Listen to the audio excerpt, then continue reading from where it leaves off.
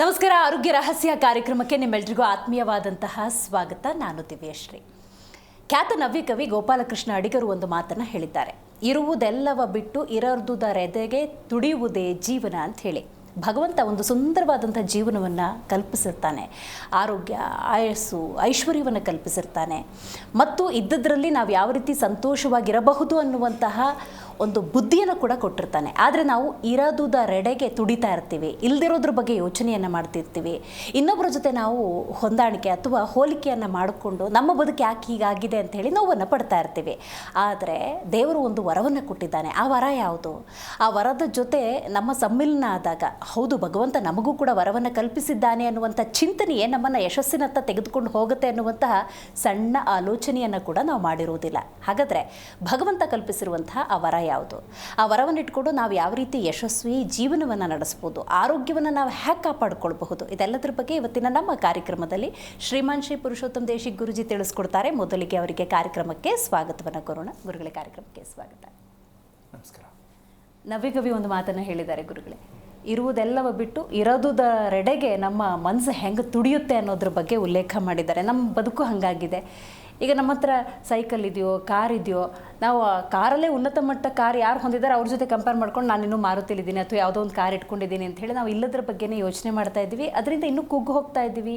ಅನಾರೋಗ್ಯ ಸಮಸ್ಯೆಗಳಿಂದ ಹಿಡಿದು ಎಲ್ಲ ಸಮಸ್ಯೆಗಳನ್ನು ನಾವೇ ಇನ್ವಿಟೇಷನ್ ಕೊಟ್ಟು ತೊಗೊಂಬರ್ತಾ ಇದ್ದೀವಿ, ಆ ಥರ ಸಫರ್ ಆಗ್ತಾ ಇದ್ದೀವಿ.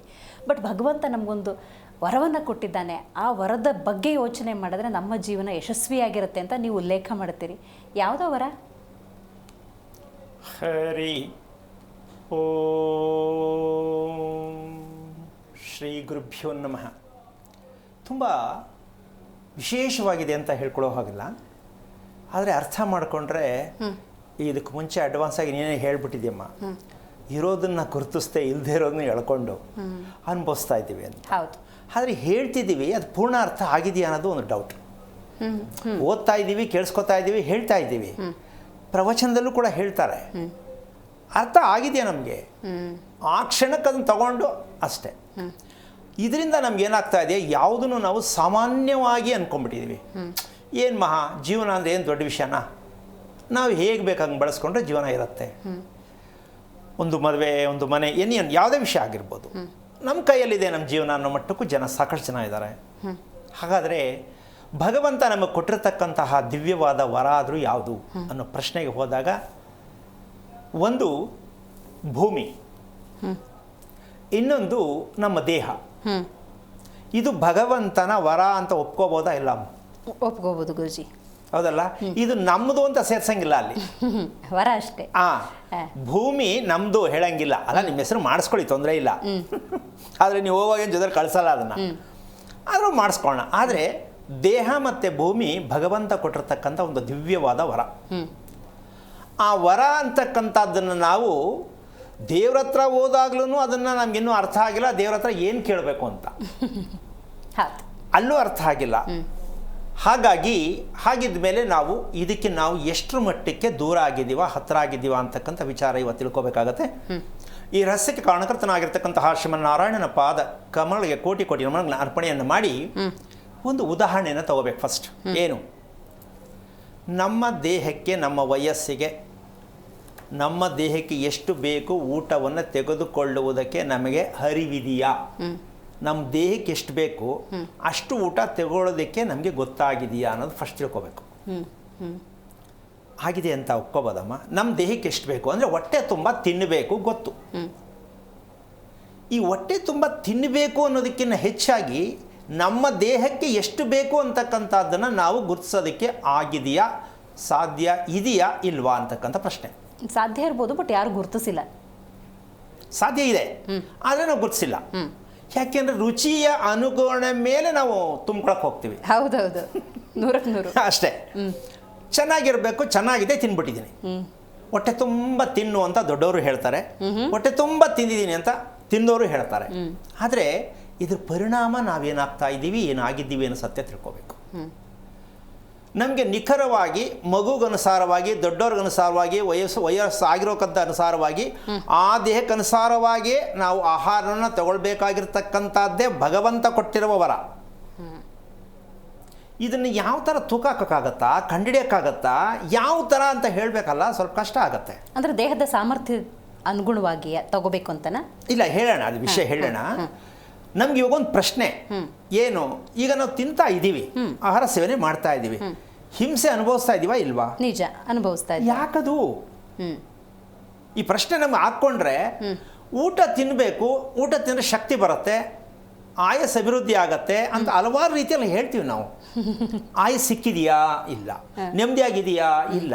ಮತ್ತು ಹಾಗಿದ್ದ ಮೇಲೆ ಊಟ ಕರೆಕ್ಟಾಗಿ ನಾನು ತಗೋತಾ ಇದ್ದೀನಿ ಅಂತಕ್ಕಂಥ ಲೆಕ್ಕಾಚಾರಕ್ಕೆ ಯಾವ ರೀತಿಯಾಗಿ ಗುರುತಿಸ್ಕೋಬೇಕು ಅಂತಕ್ಕಂಥದ್ದಕ್ಕೆ ಒಂದು ಸರಳವಾದ ವಿಧಾನವನ್ನು ಮುಂದೆ ಇಡೋಣ. ಅದು ಎಷ್ಟು ಮಟ್ಟಕ್ಕೆ ಅರ್ಥ ಆಗತ್ತೆ, ಅರ್ಥ ಮಾಡ್ಕೋತಾರೆ ಅಂತ ಗೊತ್ತಾಗಲಿ. ಏನಪ್ಪ ಅದು ಅಂದರೆ, ನಮ್ಮ ದೇಹದಲ್ಲಿ ರಕ್ತ ಪರಿಚಲನೆ ಆಗಿದೆ, ಆಗ್ತಾ ಇರುತ್ತೆ ಅಂತ ಗೊತ್ತು ನಮಗೆ. ಕೆಳಭಾಗದಿಂದ ಮೇಲ್ಭಾಗದಿಂದ ಹೋಗೋದು ಬರ್ತಕ್ಕಂಥದ್ದು ರಕ್ತ ಪರಿಚಲನೆ ನಡೆಯುತ್ತೆ ನಮ್ಮ ದೇಹದಲ್ಲಿ ಅಂತ ಗೊತ್ತು.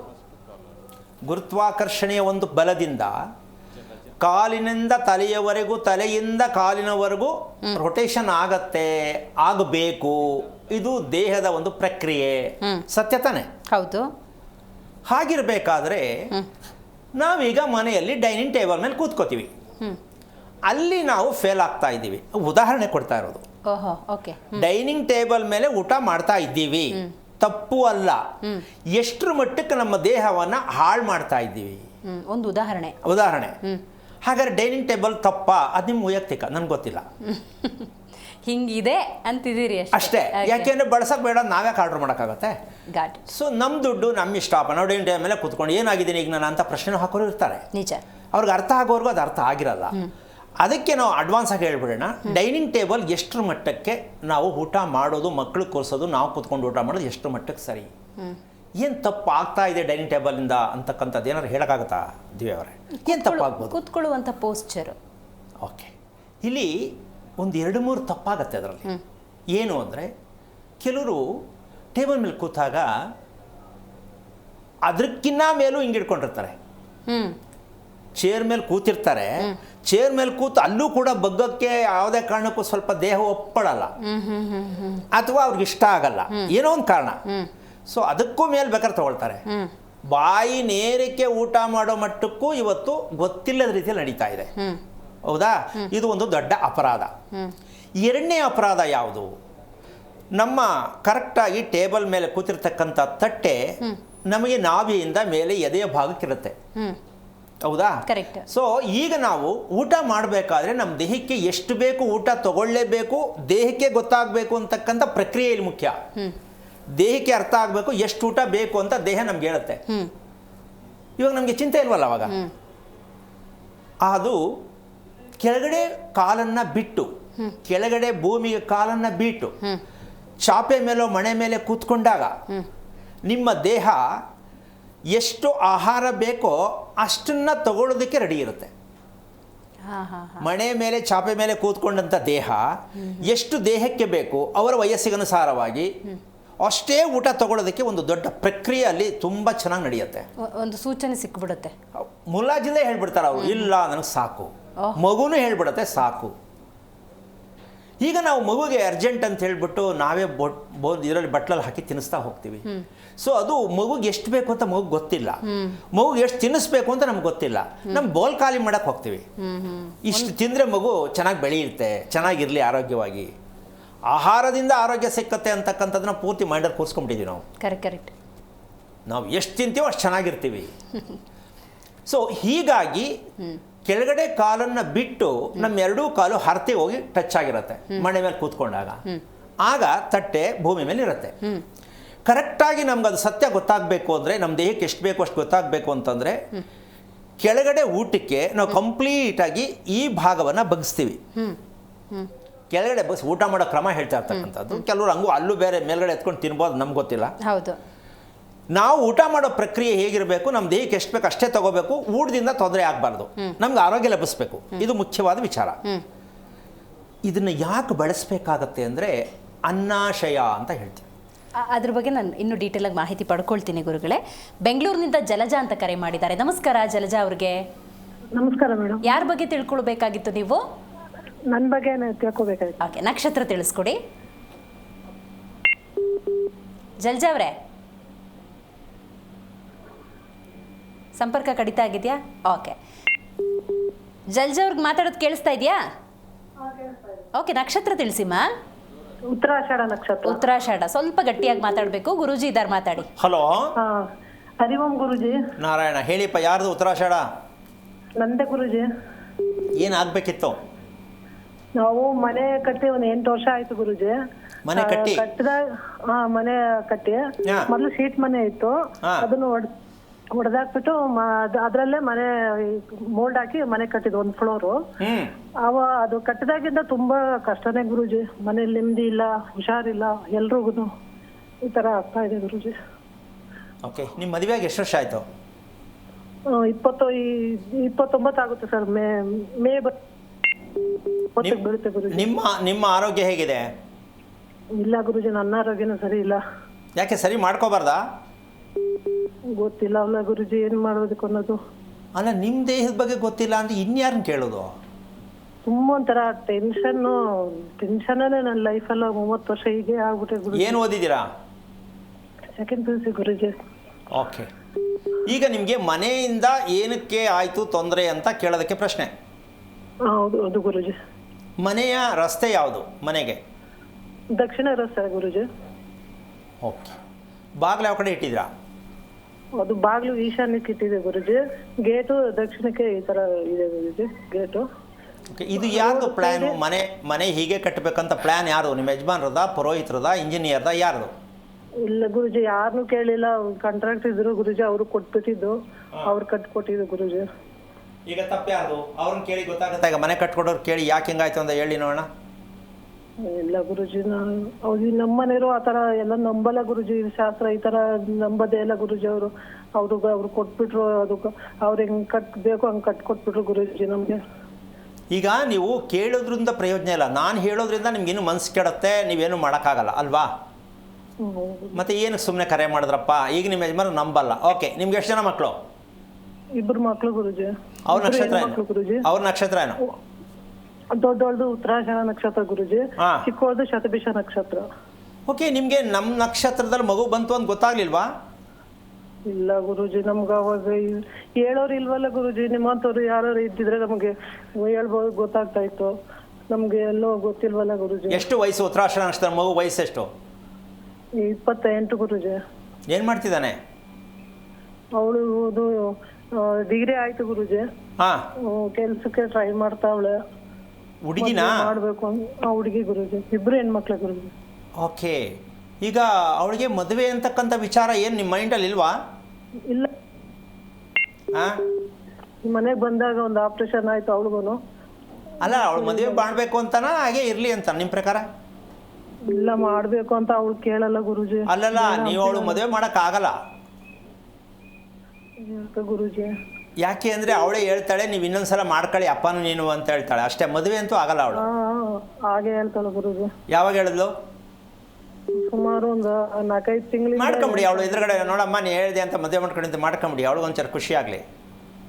ಯಾಕೆ ಈ ವಿಚಾರ ಹೇಳಿದೆ ಅಂದರೆ, ಅಮ್ಮ ಹೇಳಿ ಗುರುಜಿ. ನೀವು ನಿಮ್ಮ ಮನೇಲಿ ಇರ್ತಕ್ಕಂಥದ್ದು ಶತಭಿಷ ನಕ್ಷತ್ರ, ಉತ್ತರಾಷಾಢ ನಕ್ಷತ್ರ ರಿಪೀಟ್ 2 ಸಲ ಬಂತು ಅಂದರೆ 2 ಬಂದ್ರಿ. ನೀವು ಮನೆ ಕಟ್ಟದ್ದೇ ಅನ್ನೋದಕ್ಕಿಂತ ಹೆಚ್ಚಾಗಿ ಇದನ್ನು ತಿಳ್ಕೊಳ್ಳದೆ ಇರೋದಕ್ಕೆ ಕಾರಣ ಮನೆ ನಿಮ್ಮನ್ನು ಎಳ್ಕೊಂಡೋಗಿದೆ, ಸಿಕ್ಕಾಕೊಂಡು ಅನುಭವಿಸಿ ಅಂತ. ಇದನ್ನು ಸತ್ಯ ತಿಳ್ಕೊಳ್ಳೋಕೆ 1 ನಿಮಿಷ ಕೇಳಿಸ್ಕೊಳ್ಳಿ. ಒಂದು ನಕ್ಷತ್ರ ತಾಯಿದೋ ತಂದೆದೋ ಮತ್ತೆ ಮಗುನಲ್ಲಿ ಬಂತು ಅಂದರೆ ನಾವು ಕೆಟ್ಟಿದ್ದೀವಿ, ಭೂಮಿ ಕಚ್ಚಿದ್ದೀವಿ, ನಮಗೆ ಮುಂದೆ ರಸ್ತೆ ಇಲ್ಲ ಅಂತ ತಿಳ್ಕೋಬೇಕು ಯಾರೇ ಆಗಲಿ. ಈಗ ನೀವು ಹೇಳ್ಬಿಟ್ಟಿದ್ರೆ ನಿಮ್ಮ ಥರ ಯಾರು ಹೇಳಲಿಲ್ಲ ಅಂತ ನಾನೇನು ಹೇಳೋಕ್ಕಾಗಲ್ಲ. ಫಸ್ಟು ನೀವು ಮಾಡಬೇಕಾದ ಕೆಲಸ ನಿಮ್ಮ ಯಜಮಾನರಿಗೆ ಮನೆಯದು ಸರಿ ಇಲ್ಲ ಅಂತ ಹೇಳಕ್ಕೆ ಹೋಗಬೇಡಿ. ಮಕ್ಕಳ ಬಗ್ಗೆ ತಿಳ್ಕೊಳ್ಳೋಕೆ ಪ್ರಯತ್ನ ಮಾಡೋಣ ರೀ. ಆ ಹುಡುಗಿ ಒಂದು ಮದುವೆ ಅಂತ ಮಾಡೋಣ ಅಂದರೆ ತುಂಬ ಕೆರೆ ನೀರು ಕುಡಿಬೇಕು, ಮಗಳು ಮದುವೆ ಮಾಡೋದು ಸುಲಭ ಅಲ್ಲ. ಆದರೂ ಅವಳ ಸೆಂಟಿಮೆಂಟ್ ಮೇಲೆ ನಿಮ್ಮ ಯಜಮಾನ ಬಗ್ಸೋಕ್ಕೆ ಪ್ರಯತ್ನ ಮಾಡಿ, ತಿಳ್ಕೊಳ್ಳೋಕೆ ಪ್ರಯತ್ನ ಮಾಡಿ. ಮನೆ ಬಗ್ಗೆ ಅಂತ ನಿಮ್ಮ ಯಜಮಾನ ಹತ್ರ ಮಾತಾಡಿದ್ರೆ ಜಗಳ ಆಗತ್ತೆ, ತುಂಬ ಹಿಂಸೆ ಅನುಭವಿಸ್ತೀರ. ಅವ್ರಿಗೂ ಆಪರೇಷನ್ ಆಯ್ತು. ಅಯ್ಯೋ, ಎಷ್ಟಾದ್ರೂ ಲೆಕ್ಕಕ್ಕೆ ಬರಲ್ಲಮ್ಮ. ಜಗಳ ಆಗಲಿ, ಕಳ್ತನ ಆಗಲಿ, ಪೊಲೀಸ್ ಸ್ಟೇಷನ್ಗೆ ಹೋಗಲಿ, ಕೋರ್ಟ್ಗೆ ಹೋಗಲಿ, ನರ್ಸಿಂಗ್ ಹೋಮ್ ಪಕ್ಕದಲ್ಲೇ ಕಟ್ಟಿಸ್ಕೊಳ್ಳಿ, ಇಷ್ಟೆಲ್ಲ ನಡೆದ್ರೂ ನಿಮ್ಮ ಯಜಮಾನರಿಗೆ ಕಣ್ಣು ತೆರೆಯುವುದಿಲ್ಲ. ಯಾಕೆ ಅಂದರೆ ದಕ್ಷಿಣದ ರಸ್ತೆಯನ್ನು ಮನೆಯನ್ನು ಕಟ್ಟಿರುವ ಕಾರಣ ದಿನಕ್ಕೊಂದೊಂದು ಕಮಿಟ್ಮೆಂಟ್ ಶುರು ಆಗುತ್ತೆ. ಹಣ ಕಟ್ತಾ ಇರಬೇಕು, ಸಾಲ ಮಾಡ್ತಾ ಇರಿ, ಮುಂದಕ್ಕೆ ಹೋಗ್ತಾ ಇರಲಿ. ಇದು ಮನೆ ಬಿಡಂಗಿಲ್ಲ, ಮನೇಲಿ ನೆಮ್ಮದಿಯಾಗಿ ಇರೋಂಗಿಲ್ಲ, ಇದು ಸತ್ಯ. ಹಾಗಂತ ನಿಮ್ಮ ಯಜಮಾನಿಗೆ ಇದೆಲ್ಲ ಹೇಳಕ್ಕೆ ಹೋಗ್ಬೇಡಿ. ವಿಷಯ ತಿಳ್ಕೊಳ್ಳೋಣ ರೀ ನಮ್ಮ ಮಗಳ ಬಗ್ಗೆ ಅಂತ ಪ್ರಯೋಜನಕ್ಕೆ ತಂದರೆ ಏನೋ ಒಂದು ಅನುಕೂಲ ಆಗ್ಬೋದು ಕುಟುಂಬಕ್ಕೆ. ನಿಮ್ಮ ಯಜಮಾನಿಗೆ ಹೇಳ್ಬೇಕಾಗಿರೋದು ಮಗಳ ಬಗ್ಗೆ ಅಷ್ಟೇ ಹೇಳಬೇಕು. ತಿಳ್ಕೊಳ್ಳೋ ಪ್ರಯತ್ನ ಮಾಡಿ. ಒಳ್ಳೆಯದಾಗಲಿ. ರೈಟ್. ಕರೆ ಮಾಡಿದ್ದಕ್ಕಾಗಿ ಧನ್ಯವಾದ ಜಲಜಾ ಅವರೇ. ಕವಿತಾ ಅಂತ ದಾವಣಗೆರೆಯಿಂದ ಕರೆ ಮಾಡಿದ್ದಾರೆ. ನಮಸ್ಕಾರ ಕವಿತಾ ಅವರೇ. ನಮಸ್ತೆ ಮೇಡಮ್ ಅವರೇ. ಯಾರ ಬಗ್ಗೆ ತಿಳ್ಕೊಳ್ಬೇಕಾಗಿತ್ತು? ನನ್ನ ಮಗನ ಬಗ್ಗೆ ಕೇಳಬೇಕಾಗಿತ್ತು. ಹೆಸರು ಮತ್ತೆ ನಕ್ಷತ್ರ ತಿಳಿಸ್ತೀರಾ? ಕುಮಾರ್ ಅಂತ. ಸ್ವಲ್ಪ ಗಟ್ಟಿಯಾಗಿ ಮಾತಾಡಬೇಕು, ಅರ್ಥ ಆಗೋಗಿ ಮಾತಾಡಿ ಕವಿತಾ ಅವರೇ. ದಿಲೀಪ್ ಕುಮಾರ್ ಅಂತ. ಇದು ಉತ್ತರ ಪೂರ್ವಪಾದ ನಕ್ಷತ್ರ. ಉತ್ತರಾಷಾಢನ ಪೂರ್ವಾಷಾಢನ? ಪೂರ್ವಾಷಾಢ ನಕ್ಷತ್ರ. ಪೂರ್ವಪಾದ. ಕರೆಕ್ಟಾಗಿ ಹೇಳಿ ನಕ್ಷತ್ರ. ಗುರುಜಿ ಇದ್ದಾರೆ, ಮಾತಾಡಿ. ಹಲೋ. ಹಲೋ, ನಮಸ್ತೆ ನಾರಾಯಣ. ಉತ್ತರ ಪಾಲ್ಗುಣಿನ, ಪೂರ್ವ ಪಾಲ್ಗುಣಿನ, ಪೂರ್ವಾಷಾಢನ ಯಾವುದು? ಪೂರ್ವಪಾದ ನಕ್ಷತ್ರ. ಪೂರ್ವ ಪಾದ ಇಲ್ಲಮ್ಮ, ಪೂರ್ವ ಪಾಲ್ಗುಣಿ ಇದೆ. ರಾಶಿ ಯಾವುದು? ಒಂದು ಮೀನ ರಾಶಿ. ಓಕೆ. ಮಗನಾ? ಮಗ. ಎಷ್ಟು ವಯಸ್ಸು? ಈಗ 16 ನಡೀತಾ ಇತ್ತು. ಏನಾಗಬೇಕು ಅವನ ಬಗ್ಗೆ? ಅವನ ಬಗ್ಗೆ ಒಂದು ಹೆಂಗೈತಿ ಮುಂದಿನ ಫ್ಯೂಚರ್ ಅಂತ ಕೇಳ್ಬೇಕಾಯ್ತು ಗುರುಗಳೇ. ಅಮ್ಮ, ಫ್ಯೂಚರ್ ಕೇಳಿದ್ರೆ ನಾನು ಕಟ್ ಮಾಡ್ತೀನಿ. ಇವಾಗ ನಮ್ಮ ಹತ್ರ ಫ್ಯೂಚರ್ ಇಲ್ಲ. ಇಲ್ಲ ಅಲ್ಲ, ಅವ್ನ ಮುಂದೆ ಪುನಃ ಮುಂದೆ ಏನು ಫ್ಯೂಚರ್ ಎರಡು ಒಂದೇ ಅಲ್ಲ. ನೀವು ತಾಯಿಯಾಗಿ ಇದ್ಕೊಂಡು ಮಕ್ಕಳ ಬಗ್ಗೆ ಎಷ್ಟು ಮಟ್ಟಿಗೆ ಪ್ರಶ್ನೆ ಹಾಕ್ತೀರಾ ಯೋಚನೆ ಮಾಡಿ. ಹಿಂಗೆ ಅಭ್ಯಾಸ ಮಾಡಿ ಮಾಡಿ ವಿದೇಶ ತುಂಬ ಬರೀ ಫ್ಯೂಚರ್ ಬಗ್ಗೆ ಹೇಳೋರೆ ತುಂಬ್ಕೊಂಡ್ಬಿಟ್ಟವ್ರೆ ನಿಮ್ಮ ಕಡೆಯಿಂದ, ನಿಮ್ಮಂಥವ್ರ ಕಡೆಯಿಂದ. ಯಾರನ್ನೇ ಆಗಲಿ ಫ್ಯೂಚರ್ ಕೇಳಂಗಿಲ್ಲ. ಬೆಳಿಗ್ಗೆಗೆ ಏನು ಅಂತ ಯಾರಿಗೂ ಗೊತ್ತಿಲ್ಲ. ಫ್ಯೂಚರ್ ಎಲ್ಲಮ್ಮ ಹೇಳ್ತಾರೆ. ನೀವು ದಡ್ಡ ಪ್ರಶ್ನೆ ಕೇಳ್ತೀರಾ. ಮೊದಲು ಪ್ರಶ್ನೆ ಒಂದು ನಿಮಿಷ ಕೇಳಿಸ್ಕೊಳ್ಳಿ. ಮೊದಲು ಪ್ರಶ್ನೆ ಯಾವುದನ್ನು ಕೇಳಬೇಕು ಅಂತ ದಯವಿಟ್ಟು ಕಲ್ತ್ಕೊಳ್ಳಿ. ನೀವು ಯಾರ ಹತ್ರನೇ ಹೋದ್ರೂ ಪರವಾಗಿಲ್ಲ. ಫಸ್ಟು ನೀವು ಕೇಳಬೇಕಾಗಿದ್ದು ಮಕ್ಕಳಿಗೋಸ್ಕರವಾಗಿ ವಿದ್ಯೆ ಬಗ್ಗೆ ಅಲ್ಲ, ಆರೋಗ್ಯದ ಬಗ್ಗೆ. ನನ್ನ ಮಗನೋ ಮಗಳು ಉಸಿರಾಟ ಆಡ್ತಾ ಇರೋದು ಕರೆಕ್ಟಾಗಿದೆಯಾ ಅಂತ ಕೇಳಿದ್ರೆ ಅವ್ರು ನಿಜವಾದ ಅಪ್ಪ ಅಮ್ಮ. ನಿಜವಾದ ಅಪ್ಪ ಅಮ್ಮ ಯಾರು ಮಕ್ಕಳಿಗೆ ಅಂದರೆ, ನನ್ನ ಮಗುವಿನ ಉಸಿರಾಟದ ಪ್ರಕ್ರಿಯೆ ದಯವಿಟ್ಟು ತಿಳಿಸಿಕೊಡಿ. ಇದನ್ನು ಎದ್ದು ಓಡೋಗ್ಬಿಡ್ತಾರೆ ಅವರು ಎದುರುಕೊಂಡು. ಯಾಕೆ ಅಂದರೆ ಇದು ಅವ್ರಿಗೆ ಗೊತ್ತೇ ಇರಲ್ಲ. ಅದಕ್ಕೆ ನೀವು ಈ ಪ್ರಶ್ನೆ ಹಾಕಿ. ಪ್ರಶ್ನೆ ಹಾಕಿದಾಗ ಎದುರ್ಕೊಂಡು ಬಿಡ್ಬೇಕು ಅಂತ ಪ್ರಶ್ನೆ ಹಾಕಬೇಕು ನಾವು. ಫ್ಯೂಚರ್ ಇದನ್ನು ದಯವಿಟ್ಟು ಇವತ್ತಿಗೆ ಲಾಸ್ಟ್ ಮಾಡಿ. ನಾನು ಇದ್ರ ಬಗ್ಗೆ ಮಾಹಿತಿ ಕೊಡೋಕ್ಕೆ ಇಷ್ಟಪಡಲ್ಲ. ನಿಮ್ಮ ಪ್ರಶ್ನೆಗೆ ಉತ್ತರ ದಯವಿಟ್ಟು ನಾನು ಹೇಳಲಿಕ್ಕೆ ಇಷ್ಟ ಇಲ್ಲ. ಮೊದಲು ನೀವು ಪ್ರಶ್ನೆ ಹಾಕೋದು ಕಲ್ತ್ಕೊಳ್ಳಿ. ಒಳ್ಳೆಯದಾಗಲಿ. ಕರೆ ಮಾಡಿದ್ದಕ್ಕಾಗಿ ಧನ್ಯವಾದಗಳು. ಗುರುಗಳೇ, ಕೂತ್ಕೊಳ್ಳುವಂಥ ಭಂಗಿ ಬಗ್ಗೆ ಹೇಳ್ತಾ ಇದ್ರಿ. ಈ ಫ್ಯೂಚರ್ ಅನ್ನೋ ಒಂದು ಪದನ ಏನು ಮಾಡಬೇಕು ಅಂತ ಅರ್ಥ ಆಗ್ತಾ ಇಲ್ಲ. ಭವಿಷ್ಯ. ಅಯ್ಯೋ ದೇವ್ರೆ, ಅದು ಸಿಕ್ಕೇ ಇಲ್ಲ ಯಾರ ಕೈಗೂ. ಸಿಕ್ಕೋದೂ ಇಲ್ಲ. ನಾವು ಅದನ್ನು ಬಿಡಲ್ಲ. ನನ್ನ ಮಗು ಮುಂದೆ ಫ್ಯೂಚರ್ ನೋಡಿ. ಅದಕ್ಕೆ ತಿಂದಿದ್ದು ಊಟ ಅರಗ್ತಾ ಇದೆಯಾ ಇಲ್ವಾ ಅಂತ ಗೊತ್ತಿರಲ್ಲ ಅವ್ರಿಗೆ. ಫ್ಯೂಚರ್ ಕೇಳ್ತಾರೆ. ಸೊ ಸದ್ಯಕ್ಕೆ ಎಷ್ಟು ಸಾಧ್ಯನೋ ಅಷ್ಟು ಹೇಳೋಣ. ಏನೂ ಮಾಡೋಕ್ಕಾಗಲ್ಲ ಜನಕ್ಕೆ. ಈಗ ವಿಚಾರಕ್ಕೆ ಬರೋಣ.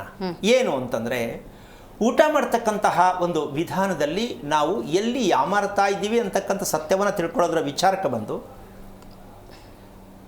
ಊಟವನ್ನು ನಾವು ಕೆಳಗಡೆ ಕೂತ್ಕೊಳ್ಳಿ, ಟೇಬಲ್ ಮೇಲೆ ಕೂತ್ಕೊಳ್ಳಿ, ಅದರ ವಿಧಾನ ತಿಳ್ಕೊಂಡಾಗ ನಾವು ಸಕ್ಸಸ್ ಆಗ್ತೀವಿ. ಟೇಬಲ್ ಮೇಲೆ ಕೂತ್ಕೊಂಡ್ರೂ ಕೂಡ ಅದನ್ನು ಹೇಗೆ ಊಟ ಮಾಡಬೇಕು ಅನ್ನೋದು ತಿಳ್ಕೊಂಡಿರ್ಬೇಕು. ಕೆಳಗಡೆ ಕೂತ್ಕೊಂಡ್ರು ಹೇಗೆ ಊಟ ಮಾಡಬೇಕು ಅಂತ ತಿಳ್ಕೊಂಡಿರ್ಬೇಕು. ಇದನ್ನು ನಾವು ತಿಳ್ಕೊಳ್ಳದೇ ಇದ್ದಾಗ ಎಲ್ಲಿ ಕೂತ್ರೂ ಕೂಡ ತಪ್ಪೇ ಆಗಿರುತ್ತೆ. ಈಗ ನಾನು ಎರಡೂ ಹೇಳಿದ್ದೀನಿ. ಟೇಬಲ್ ಮೇಲೆ ಕೂತ್ಕೊಳ್ಳೋದು ತಪ್ಪು, ಕೆಳಗಡೆ ಕೂತ್ಕೊಳ್ಳೋದು ಸರಿ ಅಂತ ಹೇಳಿದೆ. ಆದರೆ ಇಲ್ಲೂ ಕೆಳಗಡೆ ಕೂತಾಗಲೂ ತಿಳ್ಕೊಳ್ಳದೇ ಇದ್ರೆ ಅಲ್ಲೂ ತಪ್ಪಾಗುತ್ತೆ. ನಿಜ ನಿಜ. ಹೇಗದು ಅಂದರೆ, ನಮ್ಮ ಹೊಟ್ಟೆಯ ಭಾಗ ತಟ್ಟೆಗೆ ಬೆಂಡಾಗಬೇಕು. ತಟ್ಟೆ ಹತ್ತಿರಕ್ಕೆ ನಮ್ಮ ಹೊಟ್ಟೆ ಬಗ್ಗಬೇಕು. ಆ ಬಗ್ಗದಾಗ ಏನಾಗುತ್ತೆ, ಬಾಯಿಗೆ ನಾವು ಹಾಕೊಳ್ಳುವಂಥ ಆಹಾರ ಆಹಾರವನ್ನು ಬಗ್ಗಿ ಹಾಕೋಬೇಕು. ಇದು ಬಗ್ಗೂಟ ಮಾಡು ಅಂತ ಹೇಳ್ತಾರೆ ಹಿರಿಯರು, ಹೌದಾ? ಆವಾಗ ಏನಾಗತ್ತೆ ಅಂದರೆ, ಊಟ ಹಾಕ್ಕೊಳ್ಳುವಾಗ ಬಗ್ಗಾಯಿತು, ಬಾಯಿಗೆ ಹಾಕ್ಕೊಂಡು ತುಟಿಯನ್ನು ಮುಚ್ಚಿ ಕಣ್ಣನ್ನು ಮುಚ್ಚಿ ಸ್ಟ್ರೈಟಿಗೆ ಬರಬೇಕು. 90 ಡಿಗ್ರಿ ಆ್ಯಂಗಲ್ಗೆ ಸ್ಟ್ರೈಟಾಗಿ ಕುತ್ಕೋಬೇಕು. ಆವಾಗ ಚೆನ್ನಾಗಿ ಅಗಿಬೇಕು. ಕಣ್ಣು ತೆರೆದಿರಬಾರ್ದು. ಕಣ್ಣು ತೆರೆದು ಹಗಿದ್ರೆ ನಿಮ್ಮ ದೇಹಕ್ಕೆ ಬೇಕಾದಂಥ ರೀತಿಯಲ್ಲಿ ಅದು ನಿಮಗೆ ಜ್ಞಾಪಕವನ್ನು ಕೊಡಲ್ಲ, ಅರಿವನ್ನು ಕೊಡಲ್ಲ. ಸಾಕಾ, ಬೇಕಾ, ಅಗಿತಾ ಇದ್ದೀನಾ, ಊಟ ರುಚಿಯಾಗಿದೆಯಾ, ಚೆನ್ನಾಗಿದೆಯಾ, ಇದೆಲ್ಲ ಊಟ ಮಾಡುವಾಗ ಜ್ಞಾಪಕ ಬರಬೇಕು, ಅರಿವಿಗೆ ಬರಬೇಕು. ತರಕಾರಿ ಎಷ್ಟು ಚೆನ್ನಾಗಿದೆ, ಸಾಂಬಾರು ಎಷ್ಟು ಚೆನ್ನಾಗಿದೆ, ಮೊಸರು ಎಷ್ಟು ಚೆನ್ನಾಗಿದೆ, ನೀವು ಏನೇನು ಬಳಸ್ತೀರಾ ಅವೆಲ್ಲ ನಿಮ್ಮ ಅರಿವಿಗೆ ಒಂದು ರುಚಿನ ತೋರಿಸ್ಬೇಕು. ಆ ರುಚಿ ಸೌದಾಗ ಏನಾಗುತ್ತೆ ಅಂದರೆ, ಮತ್ತೆ ಬಗ್ಗಿದ್ರಿ, ಬಾಯಿಗೆ ಹಾಕಿದ್ರಿ, ಮೇಲಕ್ಕೆ ಎದ್ರಿ, ಮತ್ತೆ ಬಗ್ತೀರಾ. ಎಷ್ಟು ನಿಮಗೆ ದೇಹಕ್ಕೆ ನೀವು ಎಷ್ಟು ಸಲ ಬೆಂಡ್ ಆಗ್ತೀರಾ ಅದು ಗಟ್ರಕ್ಕೆ ಬರುತ್ತೆ, ಮೇಲ್ಮುಖವಾಗಿ ಗಟ್ರಕ್ಕೆ ಬರುತ್ತೆ. ಸಾಕು ಅಂತ. ಒಂದು ಸಲ ಗಟ್ರಕ್ಕೆ ಬಂದರೆ ನಿಲ್ಲಿಸು ಅಂತ ಎಚ್ಚರಿಕೆ. ಈಗ ರೆಡ್ ಸಿಗ್ನಲ್ಲು ಯೆಲ್ಲೋ ಸಿಗ್ನಲ್ ತೋರಿಸ್ತಾ ಸಿಗ್ನಲಲ್ಲಿ, ಹಾಗೆ ಆ ರೀತಿಯಾಗಿ ಮಾಡ್ತಕ್ಕಂಥ ಒಂದು ವಿಚಾರದಿಂದ ಕಾಲನ್ನು ಭೂಮಿಗೆ ತಾಕಿರಿಸಿರುವ ಕಾರಣ ಆಕರ್ಷಣೆ ಹೇಗಿದ್ರು ರಕ್ತವನ್ನು ಹೇಗೆ ಎಳ್ಕೋಬೇಕು, ಹೇಗೆ ಪಾಸ್ ಮಾಡಬೇಕು, ಕಾಲು ಮೂಲಕವಾಗಿ ಅದು ನಡೆಯುತ್ತೆ. ಗುರುತ್ವಾಕರ್ಷಣೆ ಇರುತ್ತಲ್ಲ ಭೂಮಿಯಲ್ಲಿ, ನಿಮ್ಮ ಹೊಟ್ಟೆಯನ್ನು ಎಷ್ಟು ಬಗ್ಗಿಸ್ತೀರೋ ಅಷ್ಟೂ ಕೂಡ ನಿಮ್ಮ ಮೇಲ್ಮುಖವಾಗಿ ರಕ್ತ ಹರಿಯೋದಕ್ಕೆ ಕಾರಣ ಆಗತ್ತೆ. ಕೆಳಮುಖವಾಗಿಯೂ ಮೇಲ್ಮುಖವಾಗಿಯೂ ರಕ್ತ ಸಂಚಾರ ಆಗ್ತಾ ಇದೆ ಗೊತ್ತು ನಮಗೆ. ಆದರೆ ಇದನ್ನು ಊಟದ ಮೂಲಕವಾಗಿ ಅದನ್ನು ನಾವು ಬಳಸಬೇಕು ಅನ್ನೋ ಪ್ರಜ್ಞೆ ಬೇಕಲ್ಲ. ಅದ್ರ ಬಗ್ಗೆ ಇನ್ನೂ ಮಾಹಿತಿಯನ್ನು ಪಡ್ಕೊಳ್ತೀನಿ ಗುರುಗಳೇ. ಜಯಲಕ್ಷ್ಮಿ ಅಂತ ವಿಜಯಪುರದಿಂದ ಕರೆ ಮಾಡಿದ್ದಾರೆ. ನಮಸ್ಕಾರ ಜಯಲಕ್ಷ್ಮಿ ಅವ್ರಿಗೆ. ನಮಸ್ಕಾರ ರೀ. ಯಾರ ಬಗ್ಗೆ ತಿಳ್ಕೊಳ್ಬೇಕಾಗಿತ್ತು ಜಯಲಕ್ಷ್ಮಿ ಅವರು? ಈಗ ನಮ್ಮ ಬಗ್ಗೆನೇ ತಿಳ್ಕೊಬೇಕಾಗಿತ್ತು. ನಕ್ಷತ್ರ ತಿಳಿಸ್ಬೋದಾ? ಅಶ್ವಿನಿ ನಕ್ಷತ್ರ. ಗುರುಜಿ ಇದ್ದಾರೆ, ಮಾತಾಡಿ. ಹಲೋ. ಹಲೋ ಗುರುಜಿ. ಹೇಳಮ್ಮ, ಯಾರು ಅಶ್ವಿನಿ? ನಾವೇ ರೀ ಅಶ್ವಿನಿ ನಕ್ಷತ್ರ. ಎಷ್ಟು ವಯಸ್ಸು? ಜಯಲಕ್ಷ್ಮಿ ನಮ್ಮ ಹೆಸರು. ಎಷ್ಟು ವಯಸ್ಸು ಅಮ್ಮ? ವಯಸ್ಸು 51 ಅದು ಇರ್ಬೇಕ್ರಿ. 61, 51, 52 ಇರ್ಬೇಕ್ರಿ. ನಿಮ್ಮ ವಯಸ್ಸೇ ಡೌಟ್ ಅಲ್ಲಪ್ಪ ನಿಮಗೆ.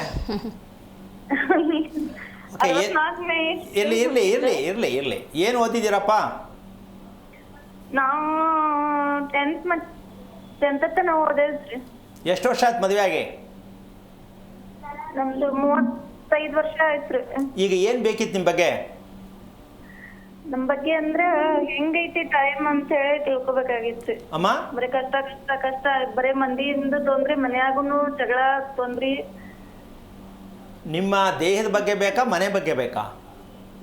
ಈ ಮನೆದೂನು ಐತ್ರಿ, ಜಾಗ ತಗೊಂಡೈತಿ, ಅದನ್ನು ಕಟ್ಟಕ್ ಆಗ್ತದೋ ಇಲ್ವೋ. ಆದ್ರೆ ನಮ್ ಜೊತೆ ಅಂತೂ ಒಂಥರ ಹಿಂಸೆ, ಜೀವನ ಇರ್ಬಾರ್ದ ಅನ್ನೋ ತರ ಹಿಂಸೆ ಅನ್ನಿಸ್ತೈತಿ ಯಾವಾಗ್ಲೂ. ಓಕೆ, ನೀವು ನಿದ್ದೆ ಮಾಡೋದು ಹಗಲಲ್ಲ ರಾತ್ರಿ? ಚೆನ್ನಾಗಿ ನಿದ್ದೆ ಮಾಡೋದು ರಾತ್ರಿ ಇಲ್ರಿ. ಹಗಲು ಮಲಗಲ್ವಾ? ಹಿಂಗೆ ಯಾವಾಗಾರ ಒಮ್ಮೊಮ್ಮೆ ಮಲ್ಕೋತೇವ್ರಿ. ಯಾವಾಗಾರ ಒಂದ್ಸಲ ಆಗಲಿ. ಯಾಕೆ ಮಲಗಬೇಕದು? ಹಗಲಲ್ಲಿ ಕೇಳಿಸ್ಕೊಮ್ಮ, ಹಗಲಲ್ಲಿ ನಿದ್ದೆ ಮಾಡಿದರೆ ನಿಮ್ಮ ದೇಹದ ಆರೋಗ್ಯ ಬ್ಯಾಲೆನ್ಸ್ ತಪ್ಪುತ್ತೆ ಅಂತ ಗೊತ್ತಾ ಇಲ್ವಾ? ಗೊತ್ತಿಲ್ಲ ರೀ, ಗೊತ್ತಿಲ್ಲ. ಸುಮ್ಮನೆ ನಾರ್ಮಲ್ ಆಗಿ ಇರೋದು ಒಂದೇ. ಓಕೆ, ಕೋಪ ಬೇಜಾರು ನಿಮಗೆ ಬೇಕಾ? ಬ್ಯಾಡ್ ಅಂದ್ರೂ ಬರ್ತೈತ್ರಿ ಅದು. ಈಗ ಹೇಳಿದ್ಮೇಲೆ ಇನ್ನೂ ಅರ್ಥ ಆಗಲಿಲ್ಲ, ನಾನೇನು ಹೇಳೋಕ್ಕಾಗತ್ತೆ? ಯಾರಿಗೆ ಅಲ್ಲಿ, ಅದರಲ್ಲೂ ಹೆಣ್ಣು ಮಕ್ಕಳಿಗೆ ಕೋಪ ಬೇಜಾರು ಇರಬಾರ್ದು, ಹೌದಲ್ಲಮ್ಮ? ಹೌದ್ರಿ. ಮತ್ತು ಯಾವತ್ತೋ ಒಂದಿನ ಹಗಲು ನಿದ್ದೆ ಮಾಡಿದ್ರೆ ಒಂದು ವಾರ ಸಾಕು. ಒಂದು ದಿನ ನಿದ್ದೆ ಮಾಡಿದ್ರೆ ಒಂದು ವಾರ ನಿನ್ನ ದೇಹ ಹಾಳಾಗತ್ತೆ. ಮೊದಲು ನಿಮ್ಮ ದೇಹದ ಬಗ್ಗೆ ತಿಳ್ಕೊಳ್ಳಿ, ಆಮೇಲೆ ಭೂಮಿ ಬಗ್ಗೆ ತಿಳ್ಕೊಳ್ಳುವಂತೆ. ನಿಮ್ಮ ದೇಹನೇ ಚೆನ್ನಾಗಿಲ್ಲ ಅಂದರೆ ಭೂಮಿ ಬಗ್ಗೆ ತಿಳ್ಕೊಂಡು ಮನೆ ಕಟ್ತೀವಾ ಇಲ್ವಾ, ಸೈಟ್ ಸಿಕ್ಕತ್ತಾ ಇಲ್ವಾ, ಅದೆರಡನೇ ವಿಷಯ. ಭೂಮಿ ಮುಖ್ಯನಾ, ನಿಮ್ಮ ದೇಹ ಮುಖ್ಯನಮ್ಮ? ಹಿಂದಿದ್ದವ್ರ ಸಲ ಮಾಡಕತ್ತಿದ್ರಿ. ಏನು ಮಾಡೋಕ್ಕಾಗಲ್ಲ, ಭಗವಂತನೇ ನಿಮ್ಗೆ ಒಳ್ಳೇದು ಮಾಡಬೇಕು. ನಿಮ್ಮ ದೇಹದ ಬಗ್ಗೆ ತಿಳ್ಕೊಳ್ಳೋದಕ್ಕೆ ಪ್ರಯತ್ನ ಮಾಡಿ. ಇಲ್ಲಿ ಕಾರ್ಯಕ್ರಮದಲ್ಲಿ ನಾವು ಹೇಳ್ತಿರ್ತಕ್ಕಂಥದ್ದು ನಿಮ್ಮ ದೇಹದ ಬಗ್ಗೆ ಅರಿವನ್ನು ಮೂಡಿಸ್ತಕ್ಕಂಥದ್ದು, ಅಥವಾ ಭೂಮಿ ಬಗ್ಗೆ ತೊಂದರೆ ಆಗಿದೆ ಅಂತಕ್ಕಂಥ ತಿಳ್ಕೋಬೇಕು ಅಂತ ತಿಳಿಸ್ತಕ್ಕಂಥದ್ದು. ನಿಮ್ಗೆ ಅದು ಅರ್ಥನೇ ಆಗಲಿಲ್ಲ ಅಂತ ನಾನು ಹೇಳಲಿಕ್ಕೆ ಸಾಧ್ಯ ಇಲ್ಲ. ಬೇಜಾರು ಮಾಡ್ಕೊಬೇಡ ತಾಯಿ. ಮೊದಲು ನಿನ್ನ ದೇಹದ ಬಗ್ಗೆ ಅರಿವನ್ನು ಮೂಡಿಸ್ಕೊ, ಒಳ್ಳೇದಾಗಲಿ. ಪದ್ಮ ಅಂತ ಅರಸೀಕೆರೆಯಿಂದ ಕರೆ ಮಾಡಿದ್ದಾರೆ. ನಮಸ್ಕಾರ ಪದ್ಮ ಅವರೇ.